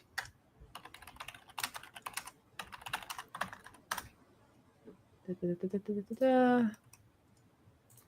probably won't. Completely am blanking on it, but there was one, it just started and it's got this really unique art style and it's about like a nuclear fallout type thing where it causes a zombie apocalypse.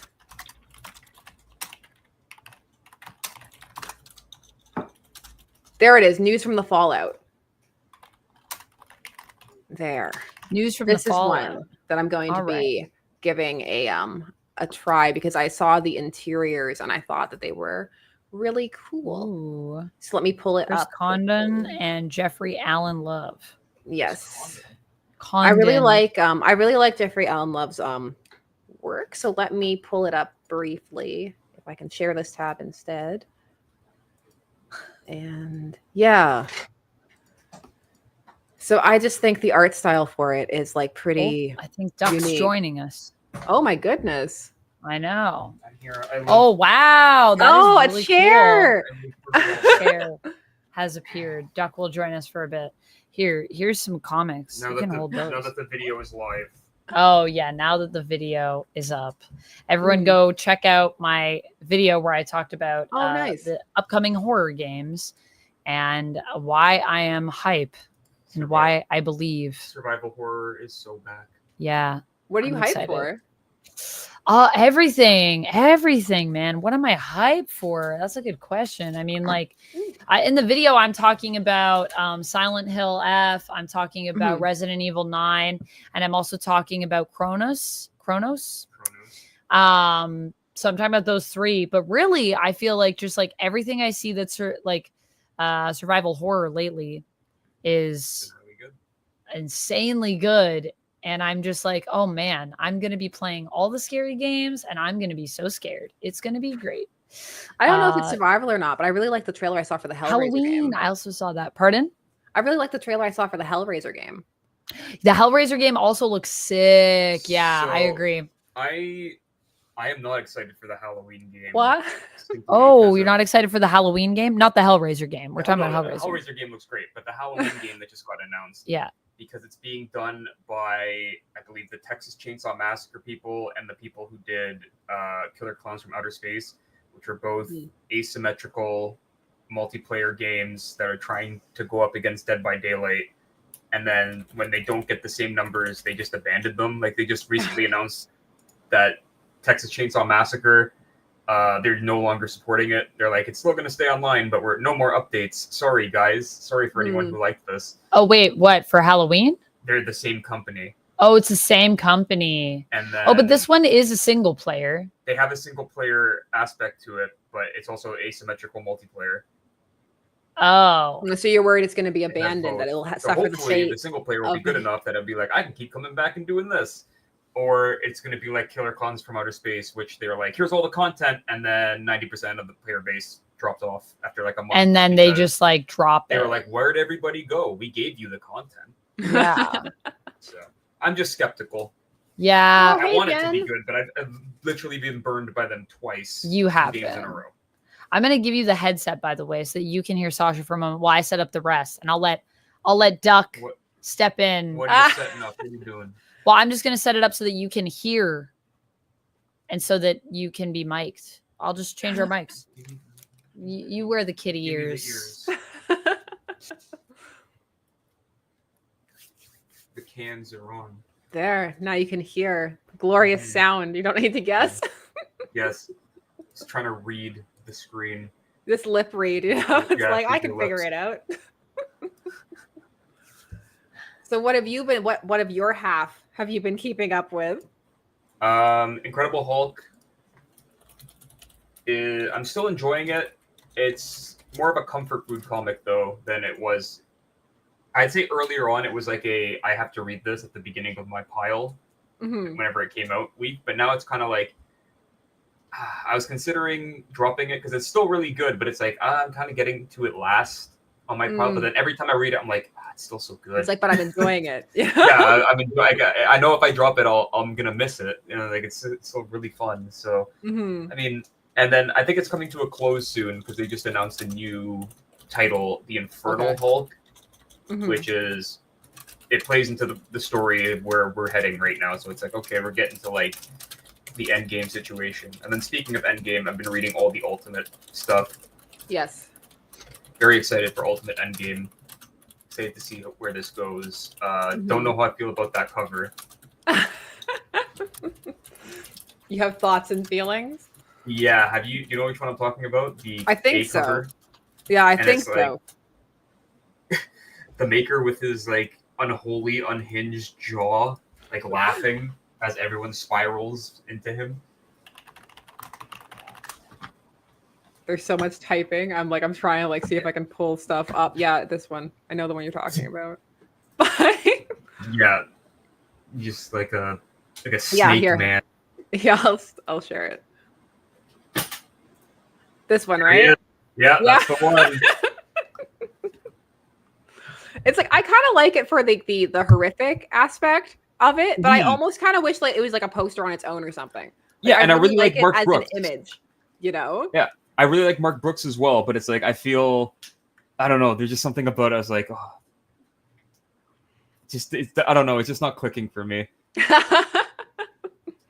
I would 100% cosplay as that version of the Maker though. It's just like, You have to cosplay as the Maker because now I have the Malice cosplay. That's true. If she's gonna be Malice, then you gotta be the match. Maker, and then I can be Malice. Give me that. Yeah, just give me that like dome. Gotta get the helmet. That dome. Yeah.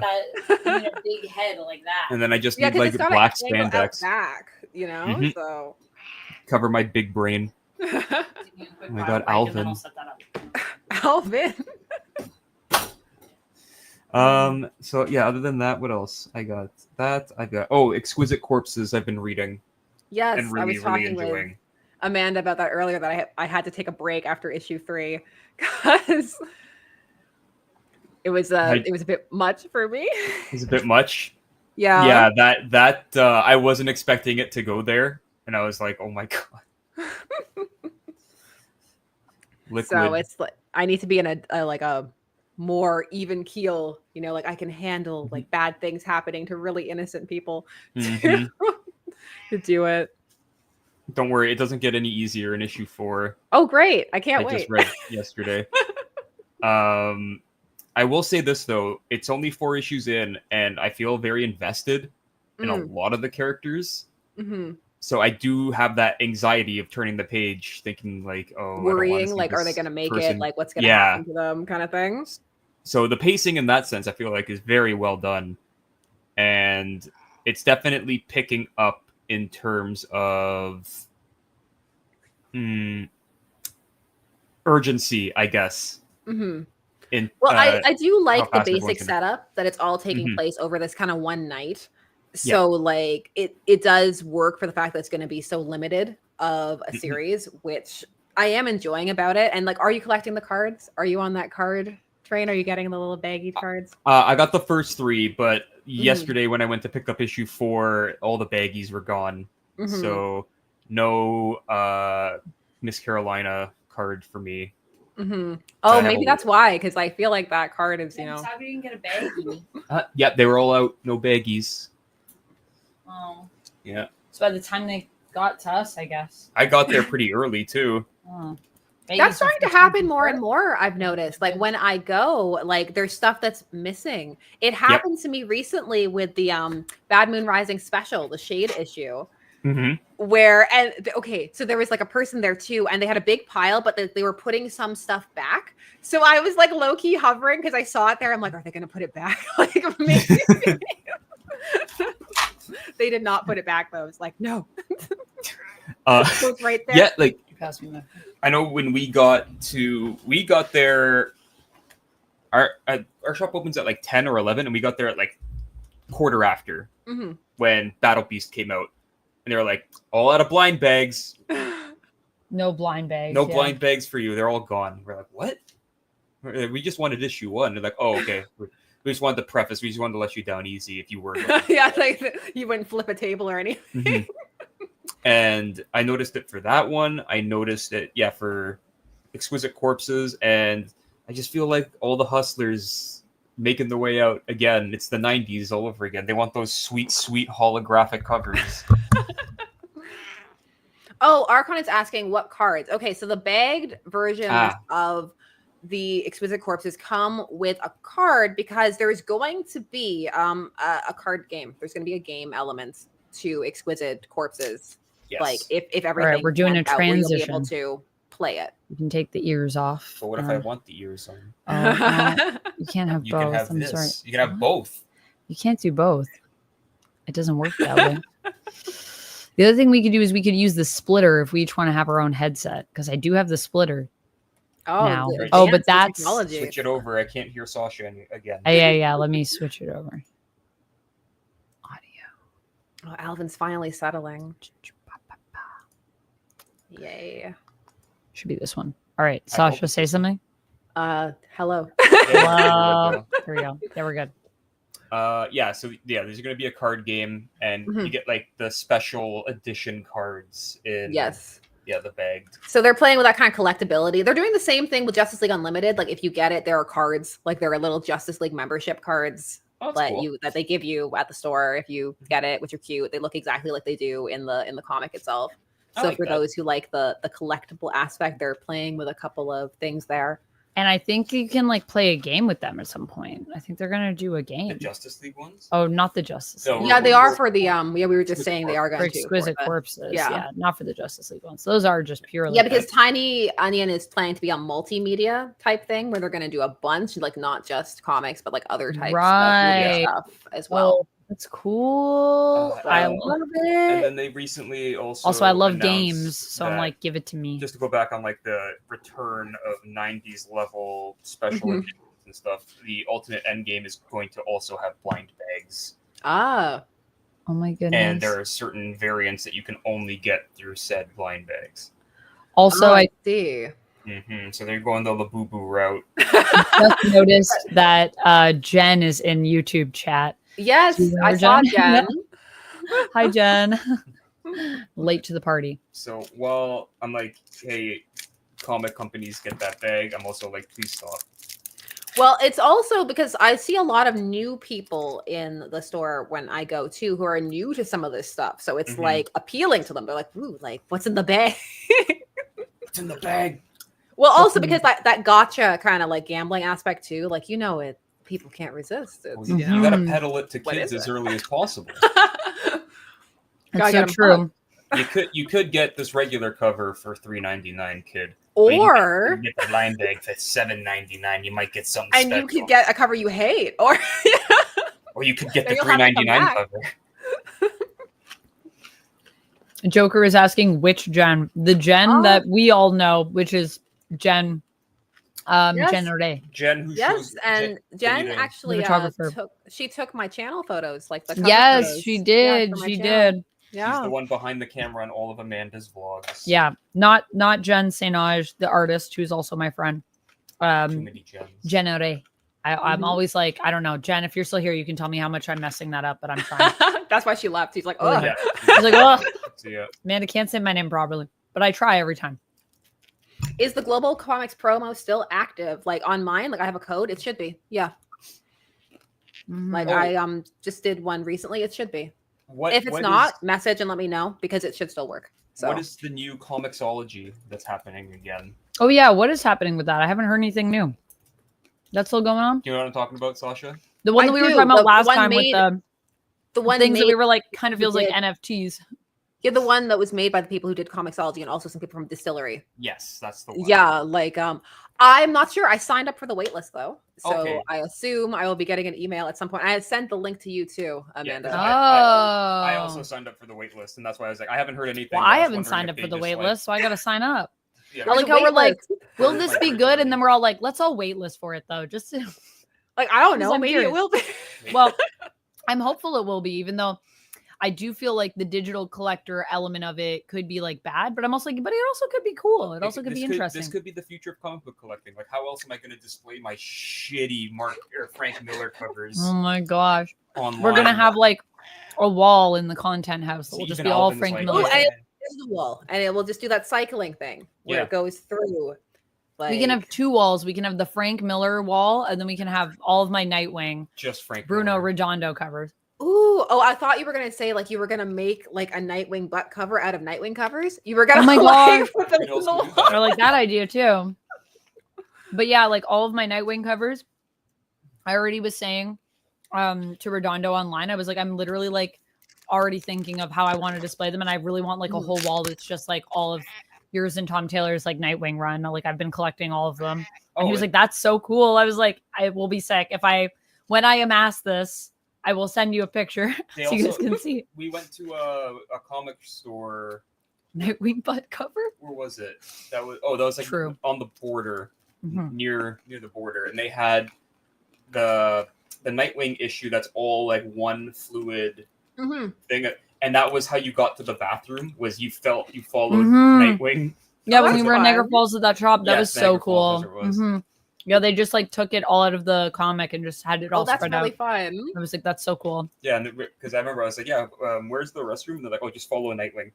Just follow Nightwing. He'll take you there. He's a hero in all things, including helping you go to the bathroom. Truly, not all heroes wear capes. So, what else do we have? Do we have anything else cool? Wonder Woman, but I'm behind. No.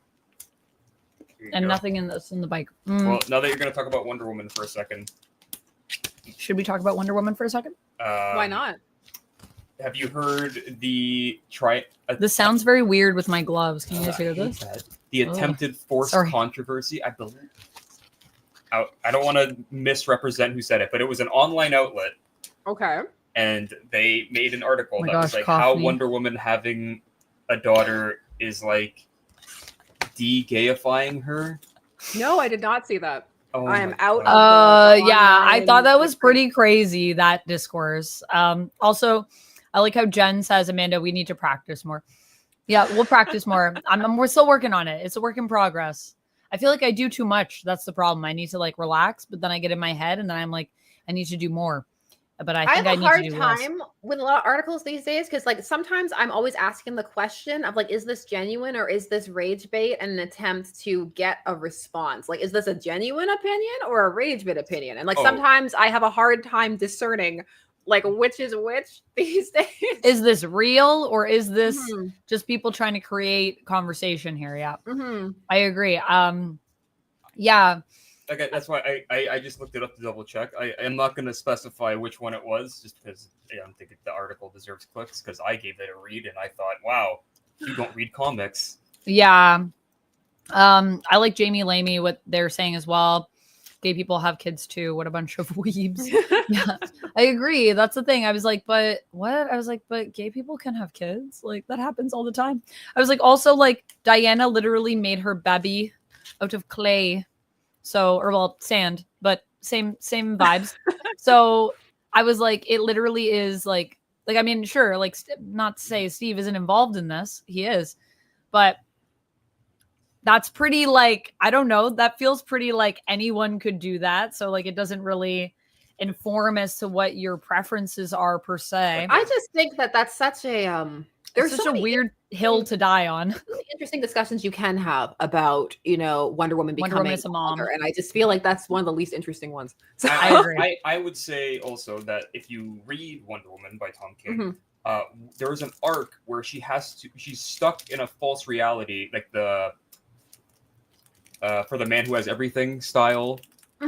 But like a dark version of that where she's like a housewife to Steve Trevor. Oh, yeah. Was never Wonder Woman. And so it's like he's the one who makes her feel like Wonder Woman. And it's like this whole idea of like keeping her down. Yeah. And not giving her autonomy. And the whole idea of that arc is her having to break out and prove that like she is better than that. Well, and I like that even in her mind, like Steve was kind of the one that helps her break through it. You see, there's something there though that's why I didn't like that arc with that kind of phrasing, like is better than that, like the automatic placement of like that kind of lifestyle as negative, which I was just kind of like, and it was also which again, like that's a whole other conversation. But I'm just saying that like in terms of like trying to then say, but then she had a daughter and then now she's back in the kitchen. I was like, no, it's not. But I think that is kind of part of it, right? Because it's like the whole idea of like this idea of being a homemaker is being kind of demonized in Wonder Woman's psyche, being used against her. But then the whole idea is that like she can be a mom and she can kind of like have that role, but it doesn't have to limit her in any other way. Like, you know what I mean? It doesn't take away from you. It's just a path. But the point I was trying to make too is that Lizzie comes out of that arc of like all the things that Wonder Woman learned from that whole experience. So it's like, it's neither good nor bad. It's like, it was like a learning experience to get to that point of being like, yeah, maybe I can be a mom. And it's like to dismiss that entire thing as well and just be like, this is the worst thing they ever could have done to Diana. I'm like, oh my God. Well, you see, and that's one of those things where I'm kind of like, I don't know. Like I have a hard time with the stuff I read online now with ascertaining. And it makes me sad because I'm just like, there are so many really interesting discussions to be had. And like, sometimes I'm like, if I take my time and I engage with it, am I engaging with a real thing or am I, you know? And that was ultimately where I was going to go with my point is that whole thing really revitalized in my brain how it's like, I just want to go online and talk to people about comics and enjoy things. But it's like every subreddit is at this point like you got to wade through so many bad posts just to find one actual. Oh, like, it's so discussion. true. It's so And true. It's a lot of echo chamber mentality that I'm just like, I just want to talk about comics, guys. Like, Otto was asking with a highlighted comment. Also, thank you for the highlighted comments, by the way, guys. I am reading all of them, although I'm just calling out the ones that like kind of fit. But Otto was saying, is there a YouTube creator's tip or something that tells you to make little mistakes in your information to get people to comment corrections to help with the algorithm? I've been seeing it a lot lately. Some people will do that. It's not a thing that I would recommend you do. It's not a creator tip. It's just something that creators have discovered. Yeah. And it was discovered initially accidentally by people genuinely making mistakes. Like you would be like, oh no, I said something wrong. And then like a billion people come and are like, you said this thing wrong. And then it's like some people notice that, hey, if you do this, you'll get this kind of engagement. And so then some people will use it as a way to boost because it's a very easy way because most people don't look at comments to see if somebody's already commented something. So it's really easy to just make a mistake. And it's really difficult then because then like sometimes the person genuinely did just make a mistake, you know? Yeah. But there are people who are making mistakes on purpose. Or well, I would say you know, it has to do with the engagement though that you'll see from a creator where you can kind of try to discern if that's genuine. Obviously it's hard to do and this isn't it's not a one size fits all because every person is different. But I mean like I think like when I make a mistake, for example, I personally would I try to read my comments as much as I can, as much as time allows me. And when I notice someone bring something up, I do try to respond to it with like that's a good point, or like I missed that, or you know, or like, oh, like I was coming at it from this, so I didn't realize whatever it is to kind of respond to what they're saying. And people I think that do it just for the engagement aren't the people that you're going to see in the comments as much because they don't care if you care. Yeah, they don't care that you notice. They don't care. Not the point. The point of it that's not the point. The point is money and an algorithm and engagement. So they don't actually want to engage with you. They just want they want to farm. They want you to engage with that. That's right. And that's why a lot of like rage bait channels get promoted is not because it's like it's such a popular thing. It's getting so much engagement that YouTube is like, people like this, so we're just because the algorithm can't think. It's just like, oh, there's just it's programmed specifically within the first 2 hours that it's like if you get like a whole bunch of engagement, it's like, whoa, people are engaging with people this video. Love this. I think this is the thing that we've all also brought up before together, but that's also why I would encourage, you know, if you see something that's like that, if it's someone that's consistently making mistakes and you're concerned if they're maybe just doing that to farm engagement, don't watch their content. Don't look at their stuff. Tell YouTube you're not interested in their stuff. Don't engage, period. Don't click. Then you won't see it anymore. Don't go over it. You won't see it anymore. And what that tells YouTube is that you're not interested. When you give into rage baiting, you actually boost a video. Even if you're giving it a downvote, it boosts a video. Yeah, even if you go on a video, it's all like, engagement. Hey, I hate you. Your content sucks. I'm like, that's awesome. Thanks. Sweet. Thanks for the engagement. You gave me a boost. That's right. So, like, don't do that at all. Joker says, is Wonder Woman queer? I thought she was straight. It depends on what you're reading. But for the most part, it's kind of established that she does live on an island with only women. Yes, growing up on an island with only women and going through puberty and all those feelings and stuff, and the only people around you are other women. It's kind of implied that she maybe dated some of those other Amazons. So yeah, there are some series that delve more into it. Does Rucka go into more of like the whole idea of Wonder Woman? Potentially also being gay. I'm pretty sure that was in Rucka's run. I think it's Rucka, but I could be wrong. But I think if you wanted to like look up more of it, I think Rucka has covered some of it. But who was New 52? It definitely wasn't that. It's also that weird idea though of like when people are like, well, that person can't be gay because they're like with someone of the opposite gender, and I'm like, that's not how it works, you know. Like, it can be more complex than that. Yeah. As someone who sometimes gets, taken as straight presenting, I just whether I'm with a man or a woman, either way, I'm always queer in the sense that, I'm always bisexual. Whether I'm with anyone of any gender identity, I always identify as being queer. So same kind of vibe, I think, for Wonder Woman is how I've always interpreted her. And you guys know me, I'm not a big Steve and Diana fan. So although to me, I don't want Diana necessarily with anyone. I just like Diana by herself. Are you one of those Steve haters who was trying to kill him off? They've been trying to kill Steve off for decades. Are you I don't like Steve, but then like in Tom King's run, and then when they take Steve away, I was like, no, I kind of like him. Why did you do this to me? Because now you can't have him. You're like, I oh, felt he's betrayed. gone. Yeah. Yeah, It's like you made me love him. I just hate the Curse you, perpetual writing king. of Steve of being like, oh, we were meant to be together, Diana. Can't believe it didn't work out. I was like, you've been having the same conversation since like the 40s. Get over it, Steve. Download Hinge, like anything. My God. There's other fish in the sea, Steve. Like the worst was in U-52 where they had that arc where he's just like sitting at home with like a beard, like watching TV with like empty beer cans everywhere. I was like, oh my, like buddy.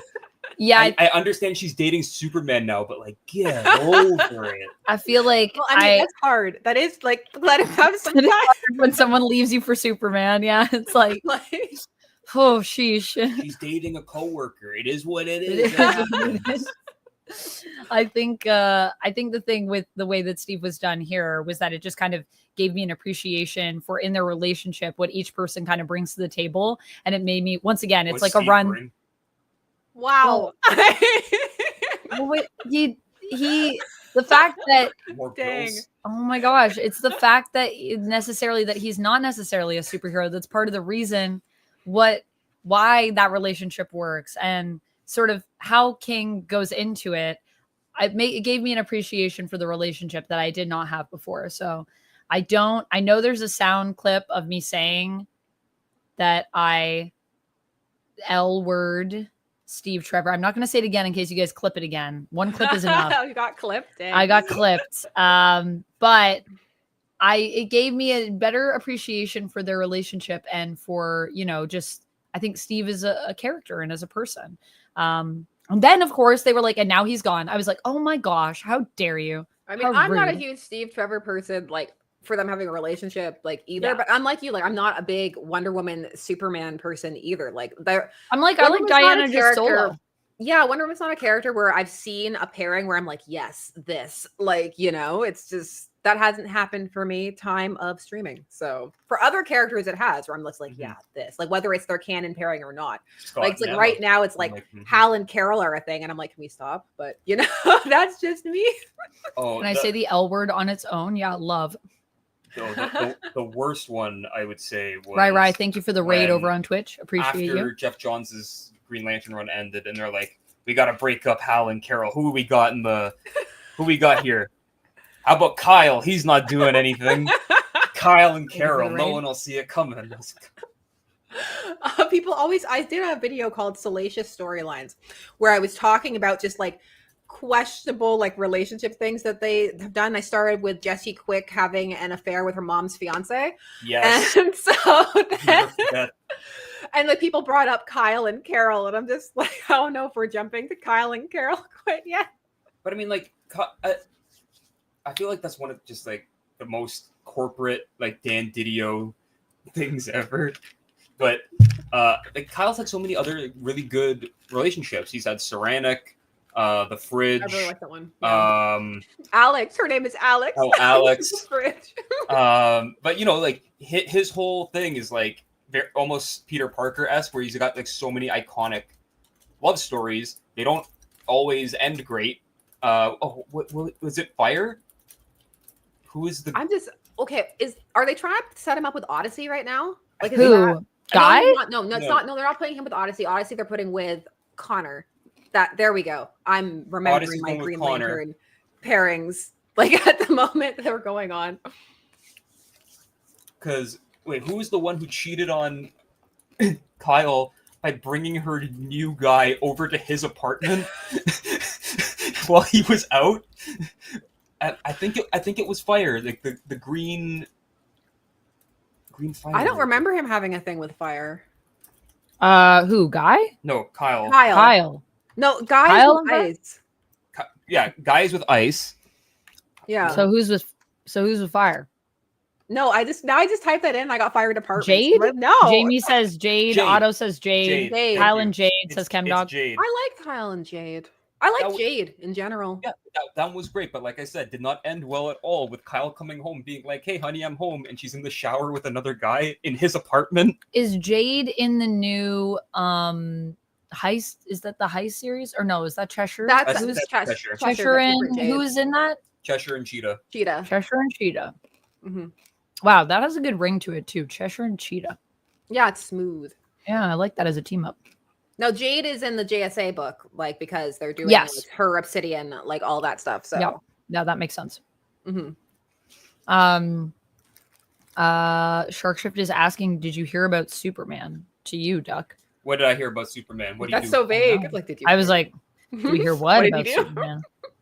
We talking about his harem? Like, what's going on here? You heard about his harem? That's some classic superhero stuff right there. That's all I'm gonna say. You know, I think you know someone, but really, all these guys have shady things behind them, just like Aquaman and the fish. We all know the truth. Oh, he's getting exposed to new versions of kryptonite. Kryptonite Spectrum. Yes. I saw that on the shelf, and then I looked at my wallet and I said, "Can't fit you in there, buddy. Not this week." Not this week. But Sasha, are you checking out? Because actually, I think Sharkshift was asking this last time. I was saying, I don't know if you were asking me, Sharkshift, or if you were like, you should talk to Duck about it. And I was like, you know who we should really talk to about Superman? Sasha, because Sasha will be the most in the know of all of us. Because like I said, I'm Krypto, I reviewed it. That's all. I reviewed issue 1 of it. Okay. So, yeah. I really enjoyed it. It's a very like kind of, despite the fact that it's so kind of heady because it's Maxwell Prince who does like Ice Cream Man. So like some of the dialogue's kind of like, you know, a bit more verbose and the like purple prose as he's fond of. And that is exactly why I was ready to buy it because I was at its core, it's very much a throwback kryptonite story to those old school Silver Age, like like kryptonite happened and like it's affecting Superman. Which only this time he's testing it on himself. And like with Batman there, it's kind of like, you know, control to make sure it doesn't get kind of like too crazy. If I go crazy and start killing everyone on the planet, I'm gonna need you to kill me, Batman. Batman showed up with his kryptonite, like he had it with him. So he's like, I'm prepared for anything, man. Like, I'm ready. I will be your safety net. Yeah. It's also working through like it's trying to work through Superman's complicated relationships with Krypton. And this was something I didn't feel like I highlighted in the video enough because some people mentioned it in the comments. Not that I didn't highlight it, but they were bringing up that they don't feel that Krypton is Superman's home. And I'm like, no, the book is very clear about that. It's not. It's like really, It's like it's very clear that it's like Earth is what he views as his home, like Ma and Pa Kent, his parents. But it's also working through the fact that he does still have these complicated like thoughts about Krypton. Like he admires his parents from afar. He wishes he could have seen his planet. Krypton. Like he's heard that it's beautiful, and like the only things that he has of it are these pieces of it that come and just hurt him. And his so that's all.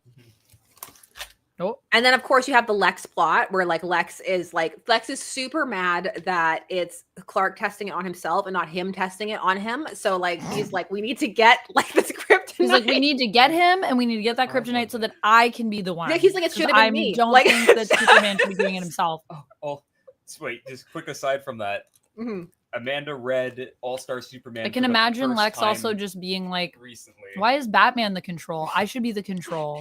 Why didn't he call me? And listen, you were reading it out loud and listening to Amanda read the Lex giving Clark the interview in prison chapter. It was so funny. Because every 2 seconds, Amanda's like, what is this? Why is this woman in a bondage gear? Who is this? My goodness. I was like, Grant, please, what is happening? And I want more of that Luthor. I want more of just like the pure. That Luthor is so well done. Unadulterated hatred of everything Superman. I really liked it. I understand that you can't always keep that status quo, and they're having fun with him being kind of a good guy right now in Action Comics and in Superman. Well, also, we have to acknowledge the fact they flipped back at this point. They flipped back, but now they need to team up that he's flipped back. So. Right. Interesting. Okay. But also we have to deal with the fact that now that Nicholas Hoult is playing Lex Luthor in the DCU. We need that sweet synergy. Not even that synergy. It's just like we have to acknowledge now that, you know, we have sexy Lexi. So now that's going to probably change the character a bit because now he's kind of a hottie, even though he's crazy. They already were doing that because he like they hunkified him up for him dating Mercy. Yeah. Now him and Mercy are like a thing. So. That was the thing where we were like hoping that Mercy was going to be in the movie. And at first I thought the engineer was going to be Mercy. And then I was like, oh no, that's the engineer. So that's and then we have Eve. So yeah, but I hope we get Mercy. I would love to see Mercy Graves in the DCU. I think that would be cool. But yeah, so we're going back to the all the new kryptonite and all that stuff. Yes. I just think that that's such a fun comic. Like that's something I'd read just on at any time on a whim. Like I'd definitely get that on a trade. It's like it's a lot of fun, and of course it's Black Label, so it's kind of off doing its own thing. So far, I'm not sure why it's a Black Label book and not an Elseworlds book, except that they still have the Black Label as an imprint. Because like right now, it's not doing anything to justify what Black Label originally pitched itself as. Like, Prince is at home smoking a cigarette, watching the stream, being like, "Wait until you see your shit." I know he's like, "Hold on, I need to change everything. Halt the presses." We got beige kryptonite coming in. You're not gonna believe this. Oh my gosh. How many types of kryptonite can there be? Also, you know what's weird? What? We've got like all of the colorful spectrum of like the Lantern Corps, and then we have like all of these colors of kryptonite. Do you think there'll ever be any that's what some people were saying. They're like, we need to combine them. We need to bring them together, make it colorful worlds could be one thing. Like it's you know what's weird to me that we like just keep discovering more kryptonite. I always think that's strange. That's bothering me. Yeah, sorry, it's gonna fall at any time. It's because when you're Amanda's holding this on her knees, and I can see it slowly just tilting slowly, just going more tilting and tilting. Yeah, sorry, it's because my leg is on the exercise ball under the desk, so my entire chair keeps like rotating, and I'm just trying to hold myself in spot. This is a table. This is a table. This is a table.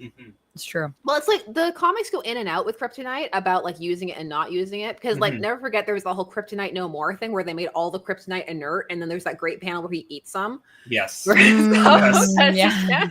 Oh, never forget, what was it, Forever Evil, when Ultraman snorts the kryptonite? Yes. That's my next crisis is Crisis on Earth 3. So there's the great panel. There you go. Ultraman running with a giant hunk of kryptonite. And he's like, it gave me ultra vision. And I saw this other Earth. So... I love that so much. It's so goofy. Jamie is correct. Jamie is also saying in Batman's rainbow of costumes. I know, get those in there. Yes. That could all be one thing. It's like we found out that all the colors in the DC universe are all part of some other bigger plot. And then we can like bring back Rainbow Archer. Let's make Rainbow Raider a thing again. Like, let's just come on. Let's go. Oh my gosh. And let's just go full 50s, 60s and just Rainbow Gorilla versus Rainbow Gorilla. That's Rainbow right. Rainbow Gorilla. Yep. It can all come down to Crazy Quilt, says Otto. Yes. That's the next crisis. Like we need Crisis on Infinite Quilts. DC, if you're watching, you should take some notes on this. This could be a good event. I had the nerdiest moment earlier today. I was scrolling through some JLA JSA team up covers, and I identified the Ultra Humanite by the back of his head. And I was like, it's time to get off the internet. You're like, I've gone too far. Even I must rein myself in.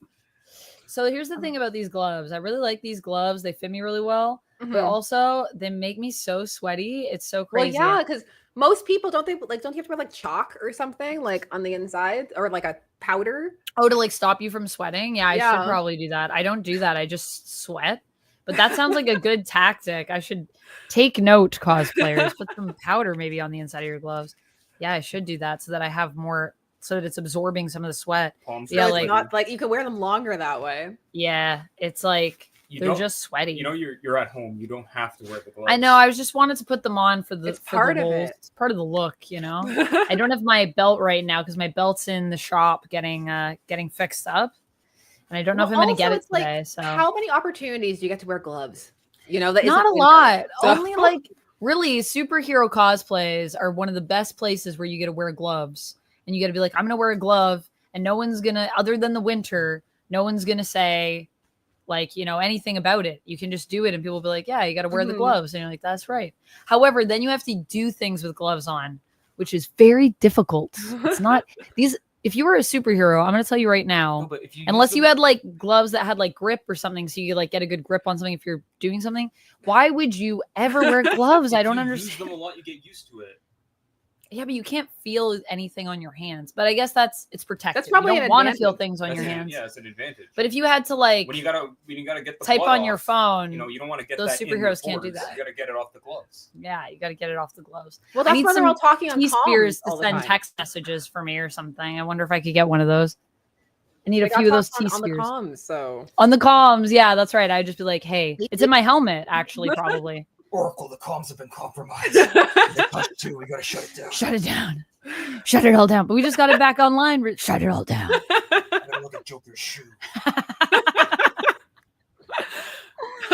Oh my gosh. I'm actually, and you know what's so funny though about Hush 2? We were talking about Batman Hush 2 earlier, and I was saying to Duck a while ago, I was like, it's just so sad because like now I'm like really excited. Like now I actually like want to know what happens. And now I got like invested. And now I'm just like, and now of course it's so delayed. And I'm like, and I knew it was gonna be. I knew they Hush tried 2 to was hype it gonna up be like it delayed. wasn't going to be. They're like, nah, he's like months ahead. This It's not is the one time that Jim Lee won't be, you know, causing They're any delays. like all that image stuff, We're on forget it. it. It never happened. It's like we're gonna be on time.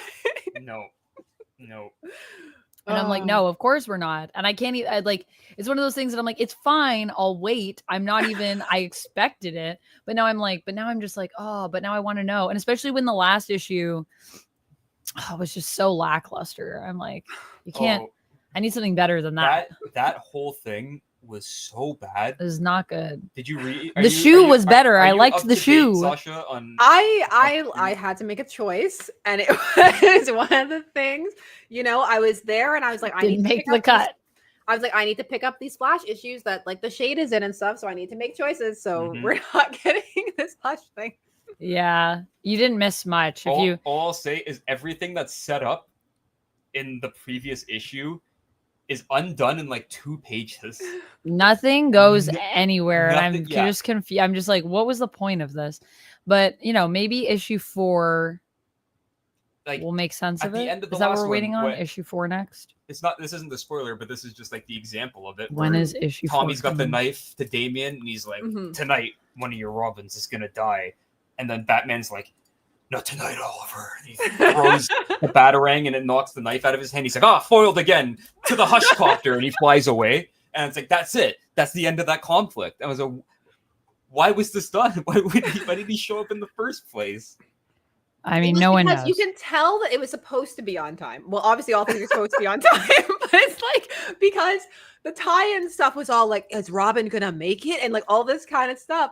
But then we live in an era where there are all these really easily accessible solicitations, like months in advance. Like the trade for Nightwing, the next volume had all of the stuff that's going to happen with the new like Nightwing, like for like protege and stuff. And they were just like, oh yeah, maybe we shouldn't have. You know? Sorry, we're on number 4 for Hush 2. The 4th part of the story. Yeah, 161. We got 161, 163. Those are the final 2 issues.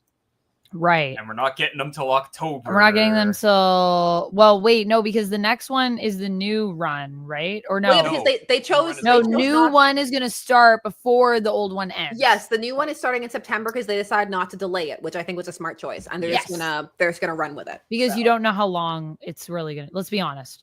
We say October 15th, but will it be October 15th? Look, I lived through the era of Jeff Johns, Gary Frank, Doomsday Clock. Doomsday Clock.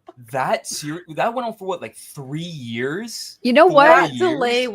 That delay was so hardcore with the significance it was supposed to have versus the impact it had when it finally came out. What a time. From issue 1 to issue 12, I moved 3 times.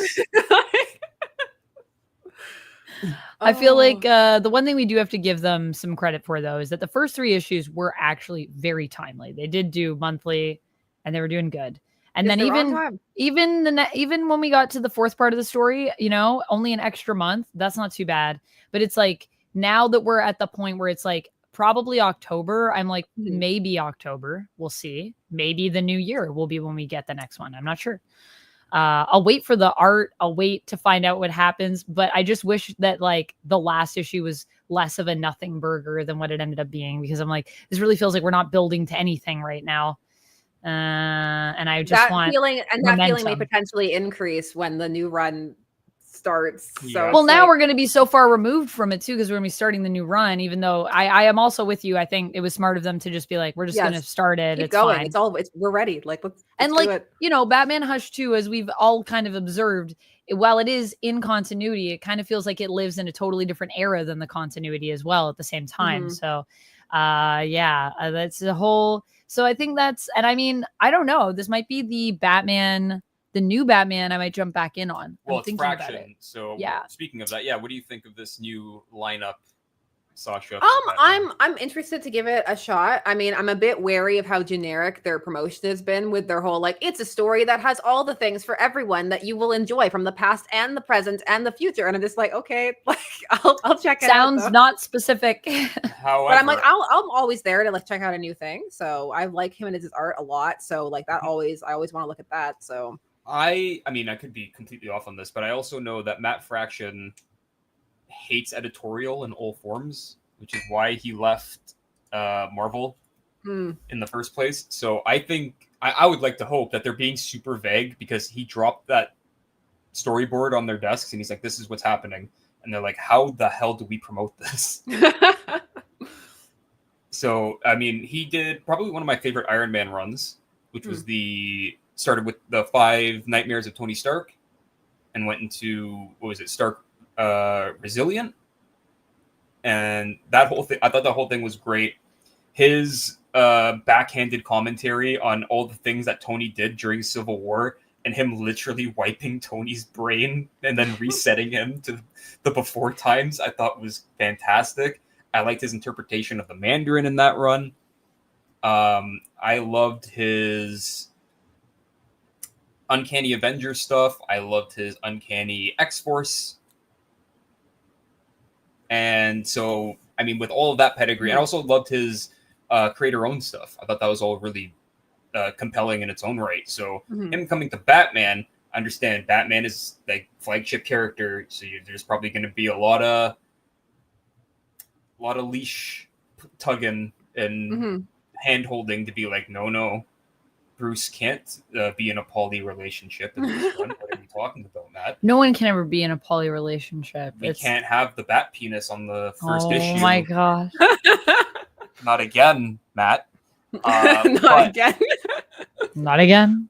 But I am excited to hopefully see something different done, because as much as I have liked the last couple runs of Batman, I felt they've all been super by the numbers.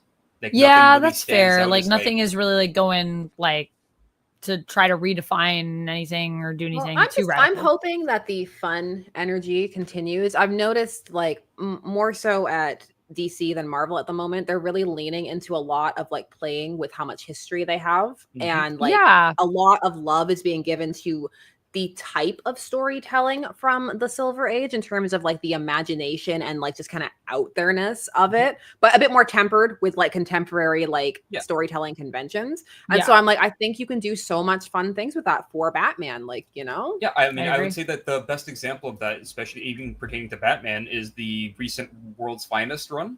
Yes, yeah.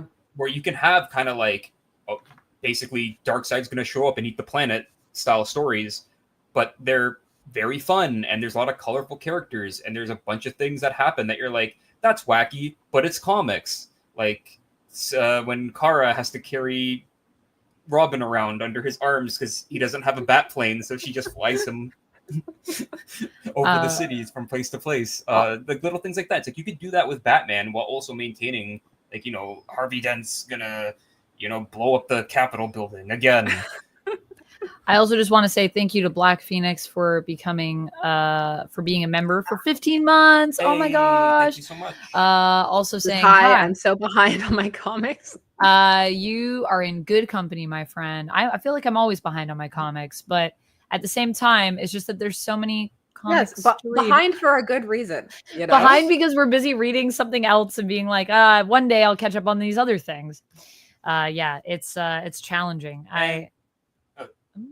Oh no! I just thought of another thing for my point. Oh no! I was just gonna say it's also just challenging because there's so many things across the board, like between comics and everything else as well. And speaking of, like, the new ASM run that just started, where I feel like it's gone back to just very fun Spider-Man stories, and there's a lot of dark stuff in the overarching plot that's happening, but for the most part, like him fighting Itsy Bitsy in the first arc, and Hobgoblin showing up, like all that stuff is like really kind of goofy, but they play it off seriously, so it's like, I mean, it's more balanced. Yeah, like, it's not you know the Zeb Wells run where it's like he's getting beaten to death in a subway tunnel by Tombstone, Tombstone's like, I'm gonna find out where your family lives. I'm gonna take everything from you.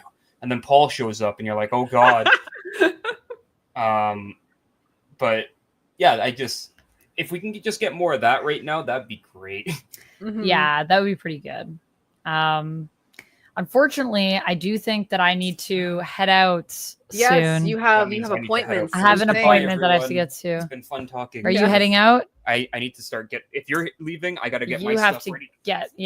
So there you go.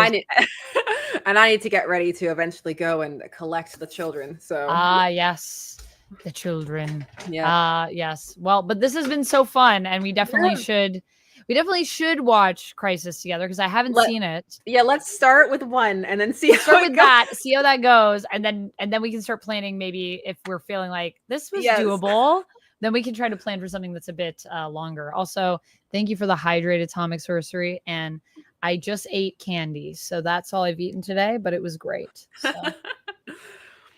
Well, thank you, everyone. And we will sign off and we'll be back again at some point. So yes, we will be back again at some point. Stay tuned. Thank you so much for having me, Sasha, and for graciously hosting.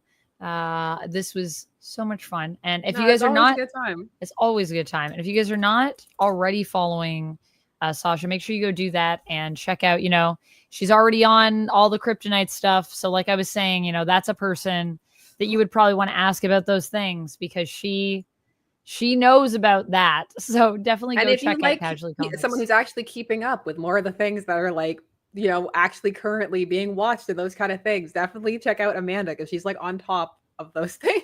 Thank you. Yes, we will be doing some Eyes of Wakanda. I'm going to be doing an Eyes of Wakanda review soon. So if you guys want to hear my thoughts on that, it'll be coming. Games. And horror games. Yeah. There's like a lot of stuff happening. That's like when people come in and they're like, what about this thing? And I'm like, it's on my mind. I do too many things. But if you like too many things, that's where I come in. I do a lot of that. But yeah, thank you so much, everyone.